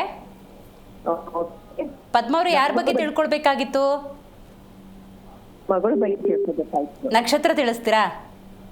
ಮಗ ನಕ್ಷತ್ರ ಸಿಂಹರಾಶಿ. ಓಕೆ, ಗುರುಜಿ ಇದ್ದಾರೆ, ಮಾತಾಡಿ. ಹಲೋ. ಹಲೋ ಗುರುಜಿ. ಹೇಳಿಮ್ಮ ಮಗಳ. ಮದ್ವೆ ಮಗಳು ಗುರುಜಿ 97ನೇ ಇಸ್ವಿ ಏಪ್ರಿಲ್ 17ರ ಹುಟ್ಟಿರೋದು. ವಯಸ್ಸೆಷ್ಟು ಅಂತ ಕೇಳ್ತೀನಿ ನಾನು. ಇಸ್ವಿ ಎಲ್ಲ ಹೇಳೋದು ನಾನು ಪೆನ್ ಇಟ್ಕೊಂಡಿಲ್ಲ ಇಲ್ಲಿ. ಎಷ್ಟು ವಯಸ್ಸು? 28 ಸ್ವಾಮಿ. ಅಷ್ಟು ಹೇಳ್ಬಿಟ್ರೆ ಸಾಕು. ಹೌದು. ಓಕೆ, ಏನಾಗ್ಬೇಕು ಅವಳ ಬಗ್ಗೆ? ಮದುವೆ ವಿಳಂಬ ಆಗ್ತಾ ಇದೆ ಸ್ವಾಮೀಜಿ. ಮದುವೆ ಆಗ್ಬೇಕು ಅಷ್ಟೇನಾ? ಹೌದು. ಅವಳ ದೇಹ ಎಲ್ಲ ಚೆನ್ನಾಗಿದೆಯಾ? ಚೆನ್ನಾಗಿದೆ, ಆರೋಗ್ಯವಾಗಿದ್ದಾಳೆ, ಮತ್ತೆ ಓದ್ತಿದ್ದಾಳೆ, ಎಕ್ಸಾಮ್ ತಗೊಂಡಾಳೆ. ಚೆನ್ನಾಗಿ ಓದಿಸಿ ಕೆಲಸಕ್ಕೆ ಕಳಿಸಿ. ಮದುವೆ ಯಾಕೆ? ಟೈಮ್ ಮೀರಿದೆ ಸ್ವಾಮೀಜಿ. ಅವರೇ ಟೈಮ್ ಮುಂದಕ್ಕೆ ಆಗ್ತಾ ಇದ್ದಾಳ, ನೀವು ಮುಂದಕ್ಕೆ ಆಗ್ತಾ ಇದ್ದೀರಾ? ಈಗ ಓಕೆ ಕೊಡ್ತಿದ್ದಾಳೆ ಅವಳು, ಮಾಡ್ರಿ ನಾನು ಆಗ್ತೀನಿ ಅಂತಿದ್ದಾಳೆ. ಓಕೆ, ಈಗ ನೀವು ಇನ್ನೂ ಪ್ರಯತ್ನ ಮಾಡಿಲ್ಲ? ಮಾಡ್ತಾ ಇದೀವಿ ಸ್ವಾಮಿ. ಬಂದವೆಲ್ಲ ಈಗ ಏಜು ಓದು ಅವೆಲ್ಲ ಮ್ಯಾಚ್ ಆಗ್ತಾ ಇಲ್ಲ. ಓ, ಮ್ಯಾಚ್ ಆಗಿ ಮದುವೆ ಮಾಡಬೇಕು ಅಂತ ಹೌದು. ಆಗಲ್ವಲ್ಲ? ಅವ್ರು ಒಪ್ಪಲ್ವಲ್ಲ ಸ್ವಾಮೀಜಿ? ಅಲ್ಲೆಲ್ಲ ಒಪ್ಪಲ್ಲ. ಮದುವೆ ಆಗುತ್ತೋ ಬಿಡುತ್ತೋ ಮ್ಯಾಚಿಂಗ್ ಸಿಕ್ಕಲ್ಲ. ನೀವು 20 ವರ್ಷ ಆದ್ರೂ ಮ್ಯಾಚಿಂಗ್ ಸಿಕ್ಕಲ್ಲ. ಈಗ ಹೆಂಗ್ ಮಾಡ್ಬೇಕು? ಅಲ್ಲ, ಹೆಂಗ್ ಮಾಡ್ಬೇಕಲ್ಲ, ಯಾಕೆ ಅಂತ ಕೇಳಿ. ಹೇಳಿ ಸ್ವಾಮಿ. ನೀವು ಏನು ಒಳ್ಳೇದು ಮಾಡಿದ್ದೀರಾ, ಹಿರಿಯರಿಗೆ ಆಶೀರ್ವಾದ ತಗೊಂಡಿದ್ದೀರಾ ಅಂತ ನಿಮ್ಮ ಮಗಳು ಒಳ್ಳೆ ಸಂಬಂಧ ಸಿಗುತ್ತೆ. ಯೋಚನೆ ಮಾಡಿ. ಏನು ಮಾಡಿಲ್ಲ, ನೀವು ಶುದ್ಧ ಸೋಮಾರಿ ಹಂಗೆ ಕಳೆದು ಬಿಟ್ಟಿದ್ದೀರಾ. ಮಗುನ ಓದಿಸ್ಬೇಕು, ಓದಿಸಿದ್ದೀರಾ. ಮ್ಯಾಚಿಂಗ್ ಅಂತೆ, ಮ್ಯಾಚಿಂಗು. ಅಮ್ಮ, ಮದುವೆ ನಡೆಯುತ್ತಾಗ ಗ್ಯಾರಂಟಿ ನೋಡ್ಕೋ, ಮ್ಯಾಚಿಂಗ್ ಆಮೇಲೆ. ಮದುವೆ ಆಗತ್ತಾ ನನ್ನ ಮಗಳಿಗೆ ಅಂತ ಫಸ್ಟ್ ತಿಳ್ಕೊಂಡ್ರೆ ನಿಮ್ಗೆ ಅವಾಗ ಅರಿವಾಗತ್ತೆ. ಮಕ್ಕಳಿಗೆ ಮದುವೆ ಮಾಡೋದು ಮುಖ್ಯ ಅಲ್ಲ ತಾಯಿ. ಮದುವೆ ಆದ ಮೇಲೆ ಚೆನ್ನಾಗಿರಬೇಕು ಅಂದರೆ ಅವಳ ಆರೋಗ್ಯ ಕೆಟ್ಟೋಗಿದೆ, ನೀನು ಕಾಲು ಓಡಾಡ್ಕೊಂಡಿದ್ದಾಳೆ ನನ್ನ ಮಗಳು ಏನೂ ಗೊತ್ತಿಲ್ಲ ಅಂತ ತಿಳ್ಕೊಂಡಿದ್ಯಾ ತಾಯಿ. ಅವಳು ನಿದ್ದೆ ಕರೆಕ್ಟಾಗಿ ಮಾಡ್ತಾಳೆ, ಟೈಮ್ ಸರಿ ಊಟ ಮಾಡ್ತಾಳೆ, ಸ್ವಲ್ಪ ಗಮನಿಸಿದ್ಯೇನಮ್ಮ ತಾಯಿ? ಮಾಡ್ತಾಳೆ ಸ್ವಾಮಿ. ಏನು ಮಾಡೋದು? ಬೆಳಗ್ಗೆ ಎಷ್ಟೊತ್ತು ಕೇಳೋದು? ಅವಳು ಓದ್ತಿರ್ತಾಳೆ. ಅದೆಲ್ಲ ನಾನು ಕತೆ ಹೇಳಬಾರ್ದು. ಓದ್ತಿರ್ತಾಳೋ ಇದು ಬಿಡ್ತಿರ್ತಾಳೋ. ಆರೋಗ್ಯ ಬೇಕಾ ಮತ್ತು ವಿದ್ಯೆ ಬೇಕಾ? ಆರೋಗ್ಯನೂ ಬೇಕು ಸ್ವಾಮಿ. ಅಲ್ಲಲ್ಲಿ ಎರಡೂ ಬೇಕು, ಆಗಲ್ಲ. ವಿದ್ಯೆ ಆಮೇಲೆ, ಮೊದಲು ಆರೋಗ್ಯ ಆಮೇಲೆ ವಿದ್ಯೆ. ನೀವು ಎರಡೂ ಹಂಗೆಲ್ಲ ತಗೊಳಕ್ಕಾಗಲ್ಲ ತಾಯಿ. ರಾತ್ರಿ ನಿದ್ಗೆಟ್ಟವ್ರಿಗೆ ಅಮ್ಮ ಆರೋಗ್ಯ ಬೇಕು. ಆರೋಗ್ಯ ಬೇಕಂದ್ರೆ ಅವಳಿಗೆ ಬೆಳಿಗ್ಗೆ ಹೇಳಬೇಕಾದ್ರೆ ಎಷ್ಟು ಕಷ್ಟಪಡ್ತಾಳೆ, ಎಷ್ಟು ಮೈ ನೋವು ಇರುತ್ತೆ ಸ್ವಲ್ಪ ಕೇಳಿ ನಿಮ್ಮ ಮಗಳಿಗೆ. ಹೇಳ್ತಾಳೆ ಸ್ವಾಮೀಜಿ. ಮತ್ತೆ ಈಗ ಚೆನ್ನಾಗಿ ಹೇಳ್ದನಮ್ಮ, ಚೆನ್ನಾಗಿ ಆರೋಗ್ಯವಾಗಿದ್ದೀನಿ ಅಂತ ಎಷ್ಟು ದಟ್ಟಪುಷ್ಟಿಯಾಗಿ ಸಾಕಿದ್ದೀನಿ ಅಂತ ಹೇಳ್ಕೊತೀಯಲ್ಲ ತಾಯಿ. ದೇಹ 80% ಡ್ಯಾಮೇಜ್ ಇದೆ ಅವಳಿಗೆ. ದೇಹದಲ್ಲಿ ಶಕ್ತಿ ಇಲ್ಲ, ಮಂಡಿ ನೋವು, ಕಾಲು ನೋವು, ಬೆನ್ನು ನೋವು. ಏನಮ್ಮ ಇಷ್ಟೆಲ್ಲ ಇಟ್ಕೊಂಡು ತಾಯಿ ಅನಿಸ್ಕೊಂಡು ನೀನು ಚೆನ್ನಾಗಿದ್ದಾಳೆ ಅಂತ ಹೇಳ್ತೀಯಲ್ಲ ತಾಯಿ. 3 ತಿಂಗಳು ಎಪಿಸೋಡ್ ಮಾಡ್ತೀನಿ ನಿಮ್ಮ ಮಗಳಲ್ಲಿ ದೇಹದಲ್ಲಿ ಇರ್ತಕ್ಕಂಥ ಸಮಸ್ಯೆಗಳನ್ನು. 3 ತಿಂಗಳು ಮೊದಲು ರಿಪೇರಿ ಮಾಡೋದು ಕಲ್ತ್ಕೊಳ್ಳಿ. ದೇಹವನ್ನು ಸರಿಯಾಗಿ ದಷ್ಟಪುಷ್ಟಿಯಾಗಿ ಮಗುವನ್ನು ಸರಿಯಾಗಿ ರಕ್ಷಣೆ ಮಾಡಿ, ತದನಂತರ ದೇಹದಲ್ಲಿ ಪುಷ್ಟಿ ಇದ್ದಾಗ ನೋಡಿದ ಗಂಡು ಚೆನ್ನಾಗಿ ಕಾಣಿಸ್ತಾನೆ. ಪುಷ್ಟಿ ಇಲ್ಲ ಅಂದರೆ ಅವನು ಸಲ್ಮಾನ್ ಖಾನ್ ಹೀರೋ ತಂದು ನಿಲ್ಲಿಸಿದ್ರು ಚೆನ್ನಾಗಿ ಕಾಣಿಸಲ್ಲ. ಸ್ವಲ್ಪ ಮೂಗು ಹೆಚ್ಚು ಕಮ್ಮಿ ಐತೆ, ಹೈಟ್ ಕಮ್ಮಿ ಐತೆ ಅಂತಾರೆ. ಯಾಕೆ ಅಂದರೆ ದೇಹದಲ್ಲಿ ಶಕ್ತಿ ಇಲ್ಲ. ನಿಮ್ಮ ಮಗಳಿಗೆ ಮೊದಲು ದೇಹದಲ್ಲಿ ಶಕ್ತಿ ಇದೆಯಾ ಕೇಳಿ. ಎಷ್ಟು ಸುಸ್ತು ಪಡ್ತಾಳೆ, ಎಷ್ಟು ಬೇಜಾರು ಮಾಡ್ಕೋತಾಳೆ, ಎಷ್ಟು ಯೋಚನೆ ಮಾಡ್ತಾಳೆ.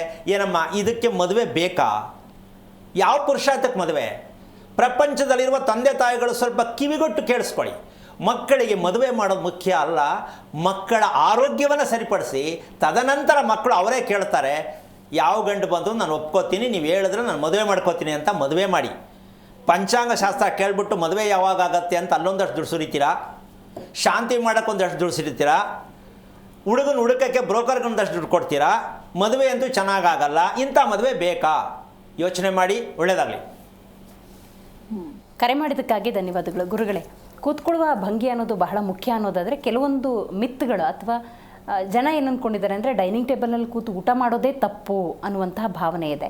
ಬಟ್ ನೀವು ಡೈನಿಂಗ್ ಟೇಬಲ್ ಮೇಲೆ ಕೂತ್ಕೊಂಡು ಕೂಡ ಊಟ ಮಾಡ್ಬೋದು, ಅದರಲ್ಲಿ ಏನು ತಪ್ಪಿಲ್ಲ. ಆದರೆ ಯಾವ ರೀತಿ ಮಾಡ್ತಾ ಇದ್ದೀವಿ ಅನ್ನೋದು ಬಹಳ ಮುಖ್ಯ ಅಂತ.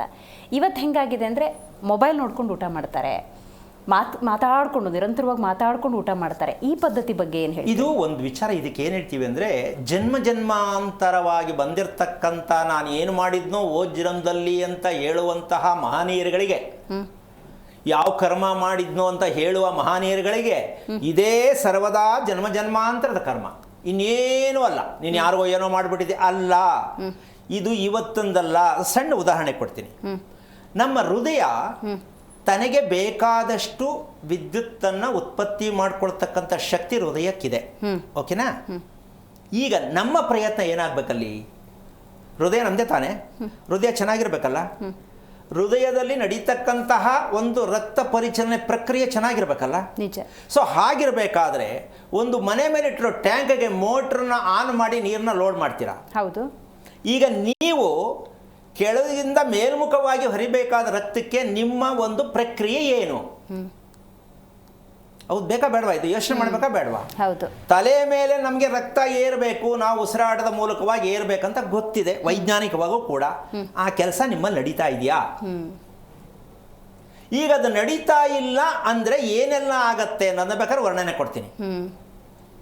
ನಾವು ನಮ್ಮ ಉಸಿರಾಟದ ಮೂಲಕವಾಗಿ ನಮ್ಮ ದೇಹದಲ್ಲಿ ನಡಿಬೇಕಾಗಿರತಕ್ಕಂಥ ರಕ್ತ ಪರಿಚಲನೆ ಪ್ರಕ್ರಿಯೆ ಸ್ಥಗಿತ ಮಾಡಿಕೊಳ್ಳುವಷ್ಟು ಮಟ್ಟಕ್ಕೆ ಇದನ್ನ ಅಜ್ಞಾನತ್ವ ಅಂತಾರೆ. ಏನದು ಅಜ್ಞಾನತ್ವ ಅಂದರೆ ಕೋಪ, ಆವೇಶ, ಇದು ಇರೋದೇ ಅಜ್ಞಾನತ್ವ. ಈಗ ಯಾರಿಗಿಲ್ಲ ಇದು ಇವತ್ತಿಂದಲ್ಲ ಕಾಯಿಲೆ, ಹೌದಲ್ಲ? ಮತ್ತು ರಿಪೇರಿ ಮಾಡಿ. ನೀವು ಎಷ್ಟೇ ಸೈನ್ಸಲ್ಲಿ ನಾವು ಮುಂದುವರೆದಿದ್ದೀವಿ ಅಂತ ಕೊಚ್ಕೊಳ್ಳುವಂತಹ ಒಂದು ಪ್ರಶ್ನೆಗೆ ನಾನು ಉತ್ತರ ಕೇಳ್ತೀನಿ, ಸರ್ ಮಾಡಿ ಅದನ್ನು. ಆಗಿದೆಯಾ? ಇಲ್ಲ. ಯಾವ ರೂಪದಲ್ಲಿ ಸರ್ ಮಾಡಿ. ಕೋಪ ಮನುಷ್ಯನಿಗೆ ಇರಬಾರ್ದು. ಮಗುಗೆ ಮೊದಲನೇದಾಗಿ ವಿದ್ಯೆ ಕೊಡಬೇಕು, ಒಳ್ಳೆ ವಿದ್ಯೆ ಕೊಡಬೇಕು, ಅಪ್ಪ ಅಮ್ಮ ಹೇಳ್ಕೊತಾರೆ. ಯಾವ ವಿದ್ಯೆ ಕೊಡಬೇಕಾಗಿತ್ತು? ಕೋಪ ಇಲ್ಲದೆ ಮಗು ಹೇಗೆ ಬದುಕಬೇಕು ತೋರಿಸ್ಕೊಡಕ್ಕಾಗಿದೆಯಾ? ಶಿಕ್ಷಣದಲ್ಲಿದೆಯಾ ಇದು? ಇಲ್ಲ ಅಲ್ಲ? ಮತ್ತೆ ಏನು ಮಕ್ಕಳು ಬೆಳೆಸ್ತೀರಾ? ಏನು ಮಕ್ಕಳನ್ನ ಆರೋಗ್ಯ ನೋಡ್ಕೋತೀರಾ? ನೀವೇ ನೋಡ್ಕೊಂಡಿದ್ದೀರಾ? ವಿಜಯಲಕ್ಷ್ಮಿ ಲಕ್ಷ್ಮಿ ಅಂತ ಹೇಳಿ ವಿಜಯನಗರದಿಂದ ಕರೆ ಮಾಡಿದ್ದಾರೆ. ನಮಸ್ಕಾರ ಲಕ್ಷ್ಮಿ ಅವರೇ. ನಮಸ್ಕಾರ ಮೇಡಮ್. ಓಕೆ, ಯಾರ ಬಗ್ಗೆ ತಿಳ್ಕೊಳ್ಬೇಕಾಗಿತ್ತು ಲಕ್ಷ್ಮಿ ಅವರೇ? ಮೇಡಮ್, ನಮ್ಮ ಮಗನ ಬಗ್ಗೆ ಕೇಳಬೇಕಾಗಿತ್ತು. ನಕ್ಷತ್ರ ತಿಳಿಸ್ಬೋದಾ? ನಕ್ಷತ್ರ ಪುನರ್ವಸು ನಕ್ಷತ್ರ.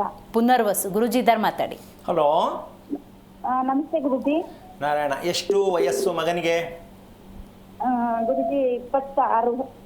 ಏನಾಗಬೇಕಿತ್ತು ಗುರುಜಿ ಒಂದು ಮದುವೆ 24ರಲ್ಲಿ ಆಯ್ತು, ನವೆಂಬರ್ ಅಲ್ಲಿ. ಗಂಡ ಹೆಂಡತಿ ಇಬ್ರು ಅಷ್ಟು ಅನ್ಯೋನ್ಯವಾಗಿಲ್ಲ. ಅದಕ್ಕೆ ಅವಳು ಹೋಗಾಳು ಸುಮಾರು ತಿಂಗಳು ಆಯ್ತು, ಇಬ್ರಿಗೂ ಒಂದ್ ಸ್ವಲ್ಪ ಅಂಡರ್ಸ್ಟ್ಯಾಂಡಿಂಗೇ ಇಲ್ಲ. ಓಕೆ, ಅವಳೇ ಓಡೋಗ್ಬಿಟ್ಲ, ಇವರೇ ಓಡಿಸ್ಬಿಟ್ರ? ಗುರುಜಿ ಓಡ್ತಿಲ್ಲ, ಅವಳಿಗೆ ಏನೋ ಒಂದು ಆಪರೇಷನ್ ಅಂತ ಅವ್ರು ಕರ್ಕೊಂಡು ಯಾರು ಒಪ್ಕೊಳ್ಳಲ್ಲ ಬಿಡಿ. ಓಕೆ ಓಕೆ ಓಕೆ, ಈಗ ಏನ್ ಬೇಕು ಹೇಳಿ ವಿಚಾರ. ಅದಕ್ಕೆ ಅವ್ರಿಬ್ರು, ಅವಳಿಗೆ ಅವನ ಕಡೆ ಇಂಟ್ರೆಸ್ಟ್ ಇಲ್ಲ, ಇವನ್ಗೆ ಅವಳ ಕಡೆ ಇಂಟ್ರೆಸ್ಟ್ ಇಲ್ಲ. ಹಂಗಾಗಿ ಕೇಳೋಣ ಗುರುಜಿ ಏನಾದ್ರೂ ಪರಿಹಾರ ಕೊಡ್ತಾರೆ ಅಂತ ನಾನು ಕಾಲ್ ಮಾಡಿ. ಅಂದ್ರೆ ಇವರಿಬ್ರು ಮತ್ತೆ ಒಂದಾಗ್ತಾರ ಅಂತಾನ ಅಥವಾ ಬೇಡ ಇನ್ನೊಂದ್ ಕಡೆ ನೋಡೋಣ ಅಂತಾನ? ಏನ್ ನಿಮ್ ಪ್ರಕ್ರಿಯೆ? ಅಲ್ಲ, ಇಬ್ರು ಒಂದಾಗ್ಲಿ ಚೆನ್ನಾಗಿರ್ಲಿ ಅನ್ನೋ ಅಭಿಪ್ರಾಯ. ಓಕೆ, ನಿಮ್ಮ ಮಗ ಏನ್ ಕೆಲಸ ಮಾಡೋದು? ಅವನು ಕೆನರಾ ಬ್ಯಾಂಕಲ್ಲಿ ಕಾರ್ ಓಡಿಸ್ತಾನೆ. ಕಾರ್ ಓಡಿಸೋದಾ?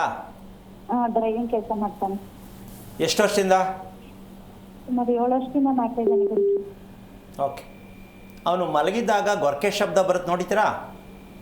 ಹೌದು, ಬರುತ್ತೆ ಗುರುಜಿ. ಈಗ ಒಂದ್ ನಿಮಿಷ ಕೇಳಿಸ್ಕೊಳ್ಳಿ. ಹೆಂಡತಿ ಹೆಂಗಮ್ಮ ತಡ್ಕೊಳ್ಳೋದು ಈ ಟಾರ್ಚರ್ನ? 3 ಬಿಲ್ಡಿಂಗ್ ಕೇಳಿಸುವಷ್ಟು ಗೊರಕೆ ಹೊಡೆದ್ರೆ ಬಾಯಿ ಬಿಟ್ಕೊಂಡು ಮೂಗಲ್ಲಿ ಉಸಿರಾಡಬೇಕು, ಬಾಯಲ್ಲಿ ಉಸಿರಾಡ್ತಾ ನಿಮ್ಮ ಮಗ. ಹೆಂಗೆ ಹೆಂಡತಿ ಇರೋದು? ಹಂಗಾರೆ ಗೊರಕೆ ಹೊಡೆಯೋರೆಲ್ಲ ಹೆಂಡತಿ ಬಿಟ್ಟು ಹೊಟ್ಟೋಗ್ತಾರಾ ಅಂತ ಕೇಳಬಾರ್ದು. ನನಗೆ ಗೊತ್ತಿಲ್ಲ. ತಡ್ಕೊಳ್ಳೋರು ತಡ್ಕೋತಾರೆ, ಅಥವಾ ಅವರು ಗೊರಕೆ ಹೊಡೆದ್ರೆ 2 ಮ್ಯಾಚ್ ಆಗುತ್ತೆ. ಈ ಗಂಟ ಗೊರಕೆ ಹೊಡೆದ ಮೇಲೆ ಪುನರ್ವಸು ನಕ್ಷತ್ರಕ್ಕೆ ದಾಂಪತ್ಯ ಇದೆಯಾ, ದೇಹದಲ್ಲಿ ಶಕ್ತಿ ಇದೆಯಾ ಅಂತ ಫಸ್ಟ್ ತಿಳ್ಕೊಬೇಕಿತ್ತು. ಅಂಡರ್ಸ್ಟ್ಯಾಂಡಿಂಗ್ ಎಲ್ಲಮ್ಮ ಬರ್ತದೆ, ದೇಹದಲ್ಲಿ ಶಕ್ತಿನೇ ಇಲ್ಲ, ಅಂಡರ್ಸ್ಟ್ಯಾಂಡಿಂಗ್ ಎಲ್ಲಿ ಬಂತು? ಅಮ್ಮ, ನಿನಗೆ ನಾನು ಹೇಳಿದ ಅರ್ಥ ಆಯ್ತಾ? ಯಾವುದೇ ಹೆಣ್ಣನ್ನು ಮದುವೆ ಮಾಡಿ ನೀವು ಮೊದಲು ಹೆಣ್ಣು ಗಂಡಿಗೆ ಶಕ್ತಿ ಕರೆಕ್ಟ್ ಇದೆಯಾ? ಶಕ್ತಿ ಇಲ್ವಾ ಸ್ವಾಮಿ, ಓಡಾಡ್ತಾವ್ರೆ, ಕಣ್ಬಿಡ್ತಾವ್ರೆ, ಉಸಿರಾಡ್ತಾವ್ರೆ ಅಂದ್ರೆ ನನಗೆ ಗೊತ್ತಿಲ್ಲ. ಅದು ಯಾವ ಅಂಡರ್ಸ್ಟ್ಯಾಂಡಿಂಗು? ನೀವು ಮದುವೆ ಮಾಡಿಸೋ ಪೂಜಾರ ಕೇಳಿ, ಯಾವುದು ಅಂಡರ್ಸ್ಟ್ಯಾಂಡಿಂಗ್ ಅಂತ ಕೇಳಿ ಗೊತ್ತಾಗತ್ತೆ. ಒಂದು ವಿಷಯ ತಿಳ್ಕೊಳ್ಳಿ, ಅವನಿಗೆ ಭುಜ ಮತ್ತೆ ಕಾಲು ಎರಡರಲ್ಲಿ ಯಾವ್ದು ನೋವು ಅಂತ ಹೇಳ್ತಾನೆ. ಭುಜ ನೋವು ಬರುತ್ತೆ, ಕಾಲು ನೋವು ಬರುತ್ತೆ, ಎರಡರಲ್ಲಿ ಯಾವುದು? ಈಗಮ್ಮ ನಮ್ಮಲ್ಲಿ ಸಾಕಷ್ಟು ವಿಚಾರ. ಕಾಲು ನೋವು ಕಾಮನ್ ಆಗಿ ನಿಂತಿದ್ದಕ್ಕೆ, ಮಾಡಿದ್ದಕ್ಕೆ, ಸೋತ್ಕೊಂಡದ್ದಕ್ಕೆ ಅಂತ ತಿಳ್ಕೊಂಡಿರ್ತಕ್ಕಂಥ ವಿಚಾರ ಕಾಮನ್ ಆಗಿದೆ. ಯಾವುದೇ ಮಗು ತೊಟ್ಟಲ್ಲಿ ಮಲಗಿರೋ ಮಗುನು 2 ಕಾಲು ನೀಟಾಗಿರುತ್ತೆ, ಒಂದು ಕಾಲು ಎತ್ಕೊಂಡಿರುತ್ತೆ, ಒಂದು ಕಾಲು ಸ್ಟ್ರೈಟ್ ಮಡಗಿರುತ್ತೆ. ಅಲ್ಲೇ ಅದು ಗೊತ್ತಾಗ್ತಾ ಇದೆ ಕಾಲು ನೋವಿದೆ ಅಂತ. ಬಟ್ ಮಾತು ಬರೋರು ಗೊತ್ತಾಗಲ್ಲ ಹೇಳೋಕ್ಕೆ. ಅಲ್ಲಿಂದನೇ ಶುರು ಆಗುತ್ತೆ ಇದು. ಇದಕ್ಕೆ ನಾವು ತಿಳ್ಕೊಂಡಿದ್ದೀವಿ, ಹಲವಾರು ಕಾರಣಗಳು ಕೊಟ್ಕೊಂಡು ಅದನ್ನು ಮುಚ್ಚಾಕ್ತಾ ಇದ್ದೀವಿ. ಮನುಷ್ಯನಿಗೆ ಇರೋದು ಹೃದಯ ಒಂದು ಅಲ್ಲ, ನಾನು ಹೇಳ್ತೀನಿ 2 ಇದೆ ಅಂತ. ಮನುಷ್ಯನಿಗೆ ಹೃದಯ ಇರೋದು 2. ಪರ್ಯಾಯ ಹೃದಯ ಯಾವುದು ಅಂದರೆ ಕಾಲು. ಯಾರಿಗೆ ಕಾಲು ನೋವಿದೆ, ಕಾಲು ಜೋಮ್ ಹಿಡಿತಾ ಇದೆ ಅಂದರೆ ಹೃದಯಕ್ಕೆ ಬೇಕಾಗಿರುವಂಥ ಸೌಲಭ್ಯಗಳನ್ನು ಒದಗಿಸದೇ ಇರುವಂಥ ತಂದೆ ತಾಯಿಗಳು, ಅಂದರೆ ನಿದ್ದೆಗೆಟ್ಟಿರ್ತಕ್ಕಂಥ ತಂದೆ ತಾಯಿಗಳ ಹೊಟ್ಟೆಯಲ್ಲಿ ಹುಟ್ಟುತ್ತೆ ಕಾಲು ನೋವಿನ ಮಗು. ಅದು ಎಲ್ಲಿರುತ್ತೆ? ಇಮ್ಮಡಿಯಲ್ಲಿರುತ್ತೆ. ವಾಕ್ ಮಾಡಿ ಅಂತ ಡಾಕ್ಟರ್ಸ್ ಹೇಳ್ತಾರೆ. ವಾಕ್ ಮಾಡಿ ಅಂದ್ರೆ ಯಾವ ರೀತಿ ವಾಕ್ ಮಾಡಬೇಕು ಅಂತ ನಮಗೂ ಗೊತ್ತಿಲ್ಲ. ನಿಜ. ಇಮ್ಮಡಿಯನ್ನು ಮೊದಲು ಭೂಮಿಗೆ ಊರಿ ಆಮೇಲೆ ಮುಂಭಾಗವನ್ನು ನಾವು ಕಾಲಿಡಬೇಕು. ಇದು ಹೃದಯಕ್ಕೆ ಬೇಕಾಗಿರ್ತಕ್ಕಂತಹ ಒಂದು ವಿಶ್ರಾಂತಿ. ನಾವು ಹೃದಯಕ್ಕೆ ವಿಶ್ರಾಂತಿ ಕೊಡ್ತಿದ್ದೀವ, ನಮಗೆ ಗೊತ್ತಿದೆಯಾ ಅಂತ ಸ್ವಲ್ಪ ಯೋಚನೆ ಮಾಡಬೇಕು. ಬೇಕಾ ಬೇಡವಾ? ಅಮ್ಮ, ಮಲಗಿರ್ಬೇಕಾದ್ರೂ ಕೆಲಸ ಮಾಡ್ತಾ ಇದ್ದೀರಿ. ನಮ್ಮ ಒಂದು ಮನುಷ್ಯತ್ವ ಅನ್ನೋದಿದ್ರೆ ಆ ಹೃದಯಕ್ಕೆ ನಮ್ಮ ಪ್ರಯತ್ನ ಯಾವುದು ಅಂದರೆ ನಿಮ್ಮ ನಡಿಗೆ, ನಿಮ್ಮ ಪಾದಗಳು. ಅದನ್ನು ನೀವು ಬಳಸೋಕೆ ಗೊತ್ತಿಲ್ಲ ಅಂದರೆ ಎದೆ ಬಡಿತ ಜಾಸ್ತಿ ಆಗತ್ತೆ, ಮಗುಗೆ ಗಾಬರಿ ಆಗತ್ತೆ, ಮೊನ್ನೆ ನ್ಯೂಸಲ್ಲಿ ಬಂತು, PUC ಎಕ್ಸಾಮ್ಗೆ 3 ಗಂಟೆ ರಾತ್ರಿ ಮಗು ಡಮಾರ್. ಇದೇ ನಡೆಯೋದು. ಓದಿಸೋದಕ್ಕೆ ಸಿಕ್ಕಿದ್ದೇನು ಅಂದರೆ ಪ್ರಾಣ. ಮಕ್ಕಳು ಪ್ರಾಣ ತೆಗೆಯೋದು ಯಾವುದು ಅಂದರೆ ರಾತ್ರಿ ಹೊತ್ತು ಹಿಂಸೆ ಕೊಟ್ಟು ಮಕ್ಕಳನ್ನ ಓದಿಸಿ ರ್ಯಾಂಕ್ ಬರಕ್ಕೆ ಮಾಡಿ ಸ್ಮಶಾನಕ್ಕೆ ಕಳಿಸ್ಬಿಡ್ತಾರೆ. ಈ ಯಾವಾಗ ತಿಳ್ಕೊಳ್ಳೋದು ಇದನ್ನು? ಸೈನ್ಸಲ್ಲಿ ಇದಕ್ಕೆ ಜಾಗ ಇಲ್ಲ. ಕಾಲು ನೋವು ಏನಕ್ಕೆ ಬರುತ್ತೆ, ಆಯಾಸ ಏನಕ್ಕೆ ಬರುತ್ತೆ, ಯಾವ ಕಾರಣಕ್ಕೂ ಜಾಗ ಇಲ್ಲ ಸೈನ್ಸಲ್ಲಿ. ಬನ್ನಿ ನಾವು ಮಾತಾಡ್ತೀವಿ, ತೋರಿಸ್ಕೊಡ್ತೀವಿ. ಪ್ರತಿ ದೇಹದ ಪ್ರತಿ ಭಾಗಗಳು ಎಲ್ಲೆಲ್ಲಿ ಯಾವ್ಯಾವ ಥರ ಏನಾಗಿದೆ ಅಂತ ನಾವೇನು ಸ್ಕ್ಯಾನಿಂಗ್ ಮಾಡೋದಿಲ್ಲ, ಮುಟ್ಟಲ್ಲ, ನಾವು ತೋರಿಸ್ಕೊಡ್ತೀವಿ, ಬರ್ಕೊಳ್ಳಿ. ಈಗ ಗಂಡ ಹೆಂಡತಿ ಅಂಡರ್ಸ್ಟ್ಯಾಂಡಿಂಗ್ ಇಲ್ಲ ಅಂತ ಈ ರೀತಿ ಹೇಳೋ ತಂದೆ ತಾಯಿಗಳು 60% ನಮ್ಮ ದೇಶದಲ್ಲಿದ್ದಾರೆ. ಇಲ್ಲಿ ಗಣಕೂಟವನ್ನು ಹೆಸರು ಬಲ ನೋಡಿ ಮದುವೆ ಮಾಡಿಸ್ತಾ ಇರತಕ್ಕಂತಹ ಕವಂಗಿಗಳಿಗೆ ನಾನು ಹೇಳ್ತೀನಿ, ಇದನ್ನು ಕಂಡುಹಿಡಿಬೇಕಾ? ದೇಹಶಾಸ್ತ್ರವನ್ನು ತಿಳಿಯದೆ ಮದುವೆಗಳನ್ನು ಮಾಡಿಸೋ ಸರಿನಾ? ದೇಹಶಾಸ್ತ್ರ ಬೇಕಾ ಬೇಡ ಅಮ್ಮ? ಅಲ್ವಾ? ದೇಹಶಾಸ್ತ್ರನೇ ಗೊತ್ತಿಲ್ಲದೆ ನೀವು ಮದುವೆ ಮಾಡಕ್ಕೆ ಶಾಸ್ತ್ರ ಏನು ಕೇಳ್ತೀರಾ? ಇವ್ರು ಏನು ಹೇಳ್ತಾ ಇದ್ದಾರೆ? ಜನ್ಮ ಕುಂಡಲಿಯನ್ನು ಮ್ಯಾಚಿಂಗ್ ಮಾಡಿ ಮದುವೆ ಮಾಡಿಸ್ತಾ ಇದ್ದಾರೆ ಅಂದರೆ ಅವರಂಥ ಶತಮೂರ್ಖರು ಇನ್ಯಾರೂ ಇಲ್ಲ. ಕುಂಡಲಿಯನ್ನು ಹೋಲಿಕೆ ಮಾಡಿ ಮದುವೆ ಮಾಡಿಸೋದ್ರಂತಹ ಮೂರ್ಖತನ ಯಾಗೂ ಇಲ್ಲ. ಅದು ಮದುವೆಗೆ ಯಾವ ಕಾರಣಕ್ಕೂ ಸಂಬಂಧ ಬರುವುದಿಲ್ಲ. ಐಡೆಂಟಿಟಿಗೆ ಕುಂಡಲಿ ಬೇಕು. ಇವನ ದೇಹಸ್ಥಿತಿ ಮತ್ತೆ ಮನಸ್ಥಿತಿ ಯಾವ ಮಟ್ಟಕ್ಕಿದೆ. ಈ ದೇಹ ಮತ್ತೆ ಮನಸ್ಸು ಏನಕ್ಕೆ ಬೇಕು? ಆತ್ಮ ಅನ್ನೋದೊಂದು ಇದೆಯಲ್ಲಮ್ಮ, ಈ ಆತ್ಮ ವರ್ಕ್ ಮಾಡಲ್ಲ. ಆತ್ಮ ಅನ್ನೋದು ದೇವರು ಅಂತ ಒಪ್ಕೊಂಡಿದೀವಿ. ಈ ದೇಹ ಮನಸ್ಸು ಒಂದುಗೂಡಿಸೇ ಇಲ್ಲ ಅಂದಮೇಲೆ ಆತ್ಮ ಕೆಲಸ ಮಾಡಲ್ಲ. ಅದಕ್ಕೆ ನಾವು ಜನ್ಮಾಂತರದ ಕರ್ಮಗಳನ್ನ ಎತ್ಕೊಂಡೇ ಹೋಗ್ತಾ ಇದ್ದೀವಿ. ಆತ್ಮಕ್ಕೆ ಜಾಗ ಕೊಟ್ಟಿಲ್ಲ ನಾವು. ಯಾಕೆ? ದೇಹ ಮನಸ್ಸು ಒಂದು ಮಾಡಕ್ಕೆ ನಮ್ಗೆ ಗೊತ್ತಿಲ್ಲ. ಆಗಿದೆಯಾ? ಇಲ್ಲ ಅಲ್ಲ. ಮತ್ತೆ ಏನು ಮಾಡೋದು? ಆಕಾಶ ಭೂಮಿ ಒಂದು ಮಾಡಬೇಕು, ಮನೆ ಕಟ್ಟಬೇಕು, ಅದು ಗೊತ್ತಿಲ್ಲ. ದೇಹ ಮನಸ್ಸು ಒಂದು ಮಾಡಿ ಮದುವೆ ಮಾಡ್ಕೋಬೇಕು, ಅದು ಗೊತ್ತಿಲ್ಲ. ಮತ್ತೆ ಚೆನ್ನಾಗಿ ಹೆಂಗಿರ್ತೀರಾ ನೀವು? ಈಗ ಇದನ್ನು ಯಾರಾದರೂ ಹೇಳ್ತಾ ಇದ್ದಾರಾ? ಈ ಥರದಲ್ಲಿ ವಿಚಾರಗಳನ್ನು ನಮಗೆ ಬೇಕಾಗತ್ತೆ. ಪ್ರಕೃತಿಗೆ ಹೊಂದಾಣಿಕೆ ಮಾಡುವಂಥ ದೇಹ ನಾವು ಮಾಡ್ಕೋಬೇಕು ಅಂತ ಪ್ರಕ್ರಿಯೆ ಇಲ್ಲದಿದ್ದರೆ ನೀವು ಹೆಂಗೆ ನೆಮ್ಮದಿಯಾಗಿ ಬದುಕ್ತೀರಾ? ಅಮ್ಮ, ನಿಮ್ಗೆ ಅರ್ಥ ಆಯ್ತಾ? ಅರ್ಥ ಆಗ್ತಾ ಇದೆ. ನೀವು ಈ ಹುಡುಗಿನೇ ಒಂದು ಮಾಡುವಂಥ ಪ್ರಯತ್ನ ಮಾಡಿ. ಯಾಕೆಂದರೆ ನಿಮ್ಮ ಮಗನಿಗೆ ಸರಿಯಾದ ರೀತಿಯಲ್ಲಿ ದೇಹದಲ್ಲಿ ಶಕ್ತಿ, ಮತ್ತೆ ರಾತ್ರಿ ಯಾವಾಗಲೂ ಮಧ್ಯರಾತ್ರಿ ತಿನ್ನೋದು, ಇಷ್ಟ ಬಂದಾಗ ಮಲ್ಕೊಳ್ಳೋದು, ದುಡ್ಡು ಸಂಪಾದನೆ ಮಾಡೋಕ್ಕೇನೆ ನಾನು ಇದ್ದೀನಿ ಅಂದರೆ ದಯವಿಟ್ಟು ಅವನು ಮದುವೆ ಮಾಡಬೇಡಿ, ಬಿಟ್ಬಿಡಿ, ಹಂಗೆ ಇದ್ಕೊಳ್ಳಿ, ಕಾರ್ಗೆ ಓಡಿಸ್ಕೊಂಡು ಹೆಂಗೋ ಇದ್ಕೊಳ್ಳಿ. ಇಲ್ಲ, ನನ್ನ ದೇಹವನ್ನು ಚೆನ್ನಾಗಿ ಇಟ್ಕೋಬೇಕು, ನಾನು ಶಕ್ತಿವಂತನಾಗಬೇಕು ಅನ್ನೋದು ಆದರೆ ತಿಳ್ಕೊಳ್ಳೋಕೆ ಪ್ರಯತ್ನ ಮಾಡಿ. ಬೇಕಾದ್ರೆ ಕರ್ಕೊಬನ್ನಿ, ತೋರಿಸ್ಕೊಡ್ತೀನಿ. ನಿಮ್ಮ ಮಗನ ಮುಂದೆ ಕೂರಿಸಿ ನಾನು ಹೇಳ್ಕೊಡ್ತೀನಿ. ಆವಾಗ ನೀವು ತಂದೆ ತಾಯಿ ಅನ್ನಿಸ್ಕೊಳ್ಳೋ ನಿಮ್ಗೆ ಗೊತ್ತಾಗುತ್ತೆ ಮಕ್ಕಳನ್ನ ಎಷ್ಟು ಹಿಂಸೆ ಕೊಡ್ತಾ ಇದ್ದೀವಿ, ಮಕ್ಕಳಿಗೆ ಎಷ್ಟು ಪರ್ಸೆಂಟೇಜ್ ಸಾಯಿಸ್ಬಿಟ್ಟಿದ್ದೀವಿ, ನಿಮ್ಗೆ ಅರ್ಥ ಆಗುತ್ತೆ. ನಾನು ತೋರಿಸ್ಕೊಡ್ತೀನಿ. ಫಸ್ಟು ದಯವಿಟ್ಟು ಮಕ್ಕಳುಗಳನ್ನು ಗಮನಿಸಿ, ಮಕ್ಕಳ ದೇಹಗಳನ್ನು ಗಮನಿಸಿ. ಅದು ನಿಮ್ಮದೇ ದೇಹ, ನಿಮ್ಮ ದೇಹನೇ ಅಲ್ಲಿ ಬಂದಿರೋದು. ತಂದೆ ತಾಯಿ ಏನಿರ್ತಿರೋ ಆ ರೋಗಗಳಲ್ಲೇ ಮಕ್ಕಳು ಇರ್ತಾರೆ. ನಿಮ್ಮ ರೋಗನೂ ಸರಿ ಮಾಡ್ಕೊಂಡಿಲ್ಲ, ನಿಮ್ಮ ಅಪ್ಪ ಅಮ್ಮ ಹೇಳ್ಕೊಟ್ಟಿಲ್ಲ, ಈ ಮಕ್ಕಳಿಗೂ ನೀವು ಸರಿ ಮಾಡಿಲ್ಲ. ಸುಮ್ಮನೆ ಮದುವೆ ಮಾಡಿಬಿಡೋದು ಅಂದರೆ ಅಂಡರ್ಸ್ಟ್ಯಾಂಡಿಂಗ್ ಎಲ್ಲಿ ಬರುತ್ತೆ ತಾಯಿ? ಅರ್ಥ ಆಯ್ತಾ? ಬೇಜಾರಾಯ್ತಾ? ಇಲ್ಲ ಗುರುಜಿ, ಅರ್ಥ ಆಯ್ತು. ನಿಮ್ಮ ಮಗನಿಗೆ ಏನು ಬೇಕಾಗಿಲ್ಲ. ಗೊರಕೆ ಹೊಡೆಯ ತಪ್ಪಿಸೋದಿಕ್ಕೆ ಏನು ಮಾಡಬೇಕು? ಆಹಾರದ ಮೂಲಕವಾಗಿ ತಪ್ಪಿಸಬಹುದು. ಪ್ರತಿದಿನದ ದಿನಚರಿ ಚೆನ್ನಾಗಿದ್ದರೆ ತಪ್ಪಿಸಬಹುದು. ಮೆಡಿಷನ್ ಕೊಟ್ಟು ಪೂಜೆ ಮಾಡಿ ಗೊರಕೆ ಹೊಡೆಯೋದು ತಪ್ಸೋಕ್ಕಾಗಲ್ಲ. ಅದನ್ನು ಹೇಳ್ಕೊಡೋಣ, ತಿಳ್ಕೊಳ್ಳೋದಾದರೆ ಒಳ್ಳೆಯದಾಗಲಿ ತಾಯಿ. ಸಂಧ್ಯಾ ಅಂತ ಕರೆ ಮಾಡಿದ್ದಾರೆ ಬೆಂಗಳೂರಿನಿಂದ. ನಮಸ್ಕಾರ ಸಂಧ್ಯಾ ಅವ್ರಿಗೆ. ಓಕೆ, ಕರೆಗಟ್ಟಾಗಿದೆ. ಗುರುಗಳೇ, ನೀವಾಗಲೇ ಮಾತಾಡ್ತಾ ಇರಬೇಕಾದ್ರೆ ಹೇಳಿದ್ರಿ ಬಗ್ಗಿ ತಿನ್ನೋದು, ನೆಟ್ಟು ಕುತ್ಕೊಳ್ಳೋದು, ಕಣ್ಣು ಮುಚ್ಕೊಂಡು ನಾವು ತಿನ್ನುವಂಥ ಆಹಾರವನ್ನು ಆಸ್ವಾದಿಸಬೇಕು, ಅದು ನಮ್ಮ ಅರಿವಿಗೆ ಬರಬೇಕು ಅಂತ. ಎಲ್ಲಿದೆ ಸಮಯ? ಇದನ್ನು ಮಾಡ್ತಾ ಕೂತ್ಕೊಂಡ್ರೆ ಬೇರೆ ಕೆಲಸ ಇನ್ಯಾರು ಮಾಡ್ತಾರೆ? ಓಕೆ, ಅದಕ್ಕೆ ಒಂದು ಸರಳವಾದ ವಿಧಾನವನ್ನು ಹೇಳ್ತೀನಿ. ಇವಾಗ ಆಗಲ್ಲ ರೀ, ನಮ್ಮ ಕೈಲಿ ಆಗಲ್ಲ, ನಾವು ಒತ್ತಡದಲ್ಲಿದ್ದೀವಿ, ಹಂಗೆಲ್ಲ ನಮ್ಮ ಪೇಷನ್ಸ್ ಎಲ್ಲ ನಮಗೆ. ಇದು ವಾಸ್ತವ ಹೇಳ್ತಾ ಇರೋದು. ಆದರೆ ನಮ್ಮಲ್ಲಿ ಒಂದು ಪ್ರಶ್ನೆ ಇದೆ. ನಾವು ನೆಮ್ಮದಿಯಾಗಿ ಆರೋಗ್ಯವಾಗಿ ಇರಬೇಕು ಅಂತ ಯಾರಿಗಿಷ್ಟ ಇಲ್ಲ? ಎಲ್ರಿಗೂ ಇದೆ. ಹಾಗಿದ್ದ ಮೇಲೆ ಅದು ಬಿಟ್ಟು ಈ ಕಡೆ ಬನ್ನಿ. ಆರೋಗ್ಯ ಬೇಡ ಅಂದರೆ ನಿಮ್ಮದೇ ಪ್ರಕಾರ, ನಿಮ್ಮ ಇಷ್ಟ, ನಿಮ್ಮ ಊಟ, ನಿಮ್ಮ ಹೊಟ್ಟೆ ತಿನ್ನಿ. ನೆಮ್ಮದಿ ಬೇಕು ಅಂತೆಲ್ಲ ಕೇಳ್ತಾರೆ. ಆಮೇಲೆ ಫ್ಯೂಚರ್ ಬೇರೆ ಕೇಳ್ತಾರೆ. ಸದ್ಯಕ್ಕೆ ಈ ಫ್ಯೂಚರ್ ಬೇಡ, ಸದ್ಯಕ್ಕೆ ಈಗ ನೆಮ್ಮದಿಯಾಗಿ ಇವತ್ತು ಚೆನ್ನಾಗಿ ನಿದ್ದೆ ಮಾಡಿ ಬೆಳಗ್ಗೆ ಬೇಗ ಎದ್ರೆ ಸಾಕು. ಎಷ್ಟು ಜನ ಯೋಚನೆ ಮಾಡಲ್ಲಮ್ಮ? ಆ ದಿನದ ನಿದ್ದೆ ಅಲ್ವಾ? ಆ ದಿನಕ್ಕಾಗುವಷ್ಟು ನಿದ್ದೆ ನನಗೆ ಬಂದರೆ ಸಾಕಪ್ಪ ಅಂತ ಎಷ್ಟು ಜನ ಯೋಚನೆ ಮಾಡಲ್ಲ? ಇದೆ ಇದೆ ಇದೆ. ಅದು ಭಾಗ ಪಕ್ಕದಲ್ಲಿ ಇನ್ನೊಂದು ಇಡೋಣ. ಈಗ ಏನು, ಪ್ರತಿದಿನ ತಿಂತಕ್ಕಂತಹ ಮಗುವಿಂದ ಆಗಿ ವಯಸ್ಸಾದವರವರೆಗೂ ನನ್ನದೊಂದು ಪ್ರಶ್ನೆ. ಈ ಪ್ರಶ್ನೆಯನ್ನು ಅರ್ಥ ಮಾಡಿಕೊಂಡ್ರೆ ನಾವು ಮನುಷ್ಯರೇ ಅಲ್ಲ ಅಂತ ಈಗಲೇ ಪ್ರೂವ್ ಮಾಡ್ಕೊಂಡ್ಬಿಡ್ಬೋದು. ನಾವು ಮನುಷ್ಯರಾಗೇ ಇಲ್ಲ ಅಂತ ಈಗಲೇ ಪ್ರೂವ್ ಮಾಡ್ಕೊಂಡ್ಬಿಡ್ಬೋದು. ಏನದು ಅಂತ ಅಮೂಲ್ಯವಾದದ್ದು? ಆ ದಿನ ತಿಂದಂಥ ಊಟ ಪೂರ್ಣವಾಗಿ ಪಚನವಾಗಿ ಬರುವುದಕ್ಕೆ ಯಾವ ಕಾರಣಕ್ಕೂ ಸಾಧ್ಯ ಇಲ್ಲ. ಅರ್ಧ ಮಾತ್ರ ಹೊರಗೆ ಬರುತ್ತೆ, ಇನ್ನು ಅರ್ಧ ಒಳಗಿರುತ್ತೆ. ಅದೇನಾಗುತ್ತೆ ತಿಳ್ಕೊಬೇಕಲ್ಲ. ಅರ್ಧ ಹೊರಗೆ ಬಂತು, ಇನ್ನು ಅರ್ಧ ಒಳಗಿದೆ. ಅದೇನಾಯ್ತು ಈಗ? ರೋಗವಾಗಿ ಉಲ್ಬಣ. ರೋಗ ಅಲ್ಲಮ್ಮ, ವಿಷ. ಆ ವಿಷ ಎಲ್ಲಿಂದ ಎಲ್ಲಿಗೆ ಏರುತ್ತೆ? ಬನ್ನಿ ಕೂತ್ಕೊಂಡು ಮಾತಾಡೋಣ. ನಮ್ಮ ದೇಹದಲ್ಲಿ ವಿಷವನ್ನ ನಾವು ಭಗವಂತ ಇಲ್ಲಿ ನಮ್ಮನ್ನು ಕಳಿಸಿದ್ದು ವಿಷ ತುಂಬಿಕೊಂಡು ಸಾಯಿ ಅಂತಲ್ಲ, ಆಪರೇಷನ್ ಮಾಡಿಸ್ಕೊಂಡು ಮಾತ್ರೆ ತಿನ್ಕೊಂಡು ಸಾಯಿ ಅಂತ ಕಳಿಸಿಲ್ಲ. ದೇಹವನ್ನ ಚೆನ್ನಾಗಿ ರಕ್ಷಣೆ ಮಾಡ್ಕೊಳ್ಳೋದೇ ಮನುಷ್ಯನ ಧರ್ಮ. ನೀವು ಹೇಳಿದ ಕಾನ್ಸೆಪ್ಟಿಗೆ ಬರೋದಾದ್ರೆ ದಿನಕ್ಕೆ 3 ಗಂಟೆ ಊಟ ಮಾಡೋಕ್ಕೆ ಇಡಬೇಕಾಗತ್ತೆ. ಅಲ್ಲ, ಆ ಥರ ಅಲ್ಲ. 3 ಗಂಟೆ ಅಲ್ಲ, ನಾವು ಎಷ್ಟು ತಿಂತಾ ಇದೀವಿ ತಪ್ಪು. ಇವತ್ತಿನ ಈ ಕಲಿಯುಗಕ್ಕೆ ಮನುಷ್ಯನಿಗೆ ಬೇರೋದು ಒಂದೇ ಊಟ.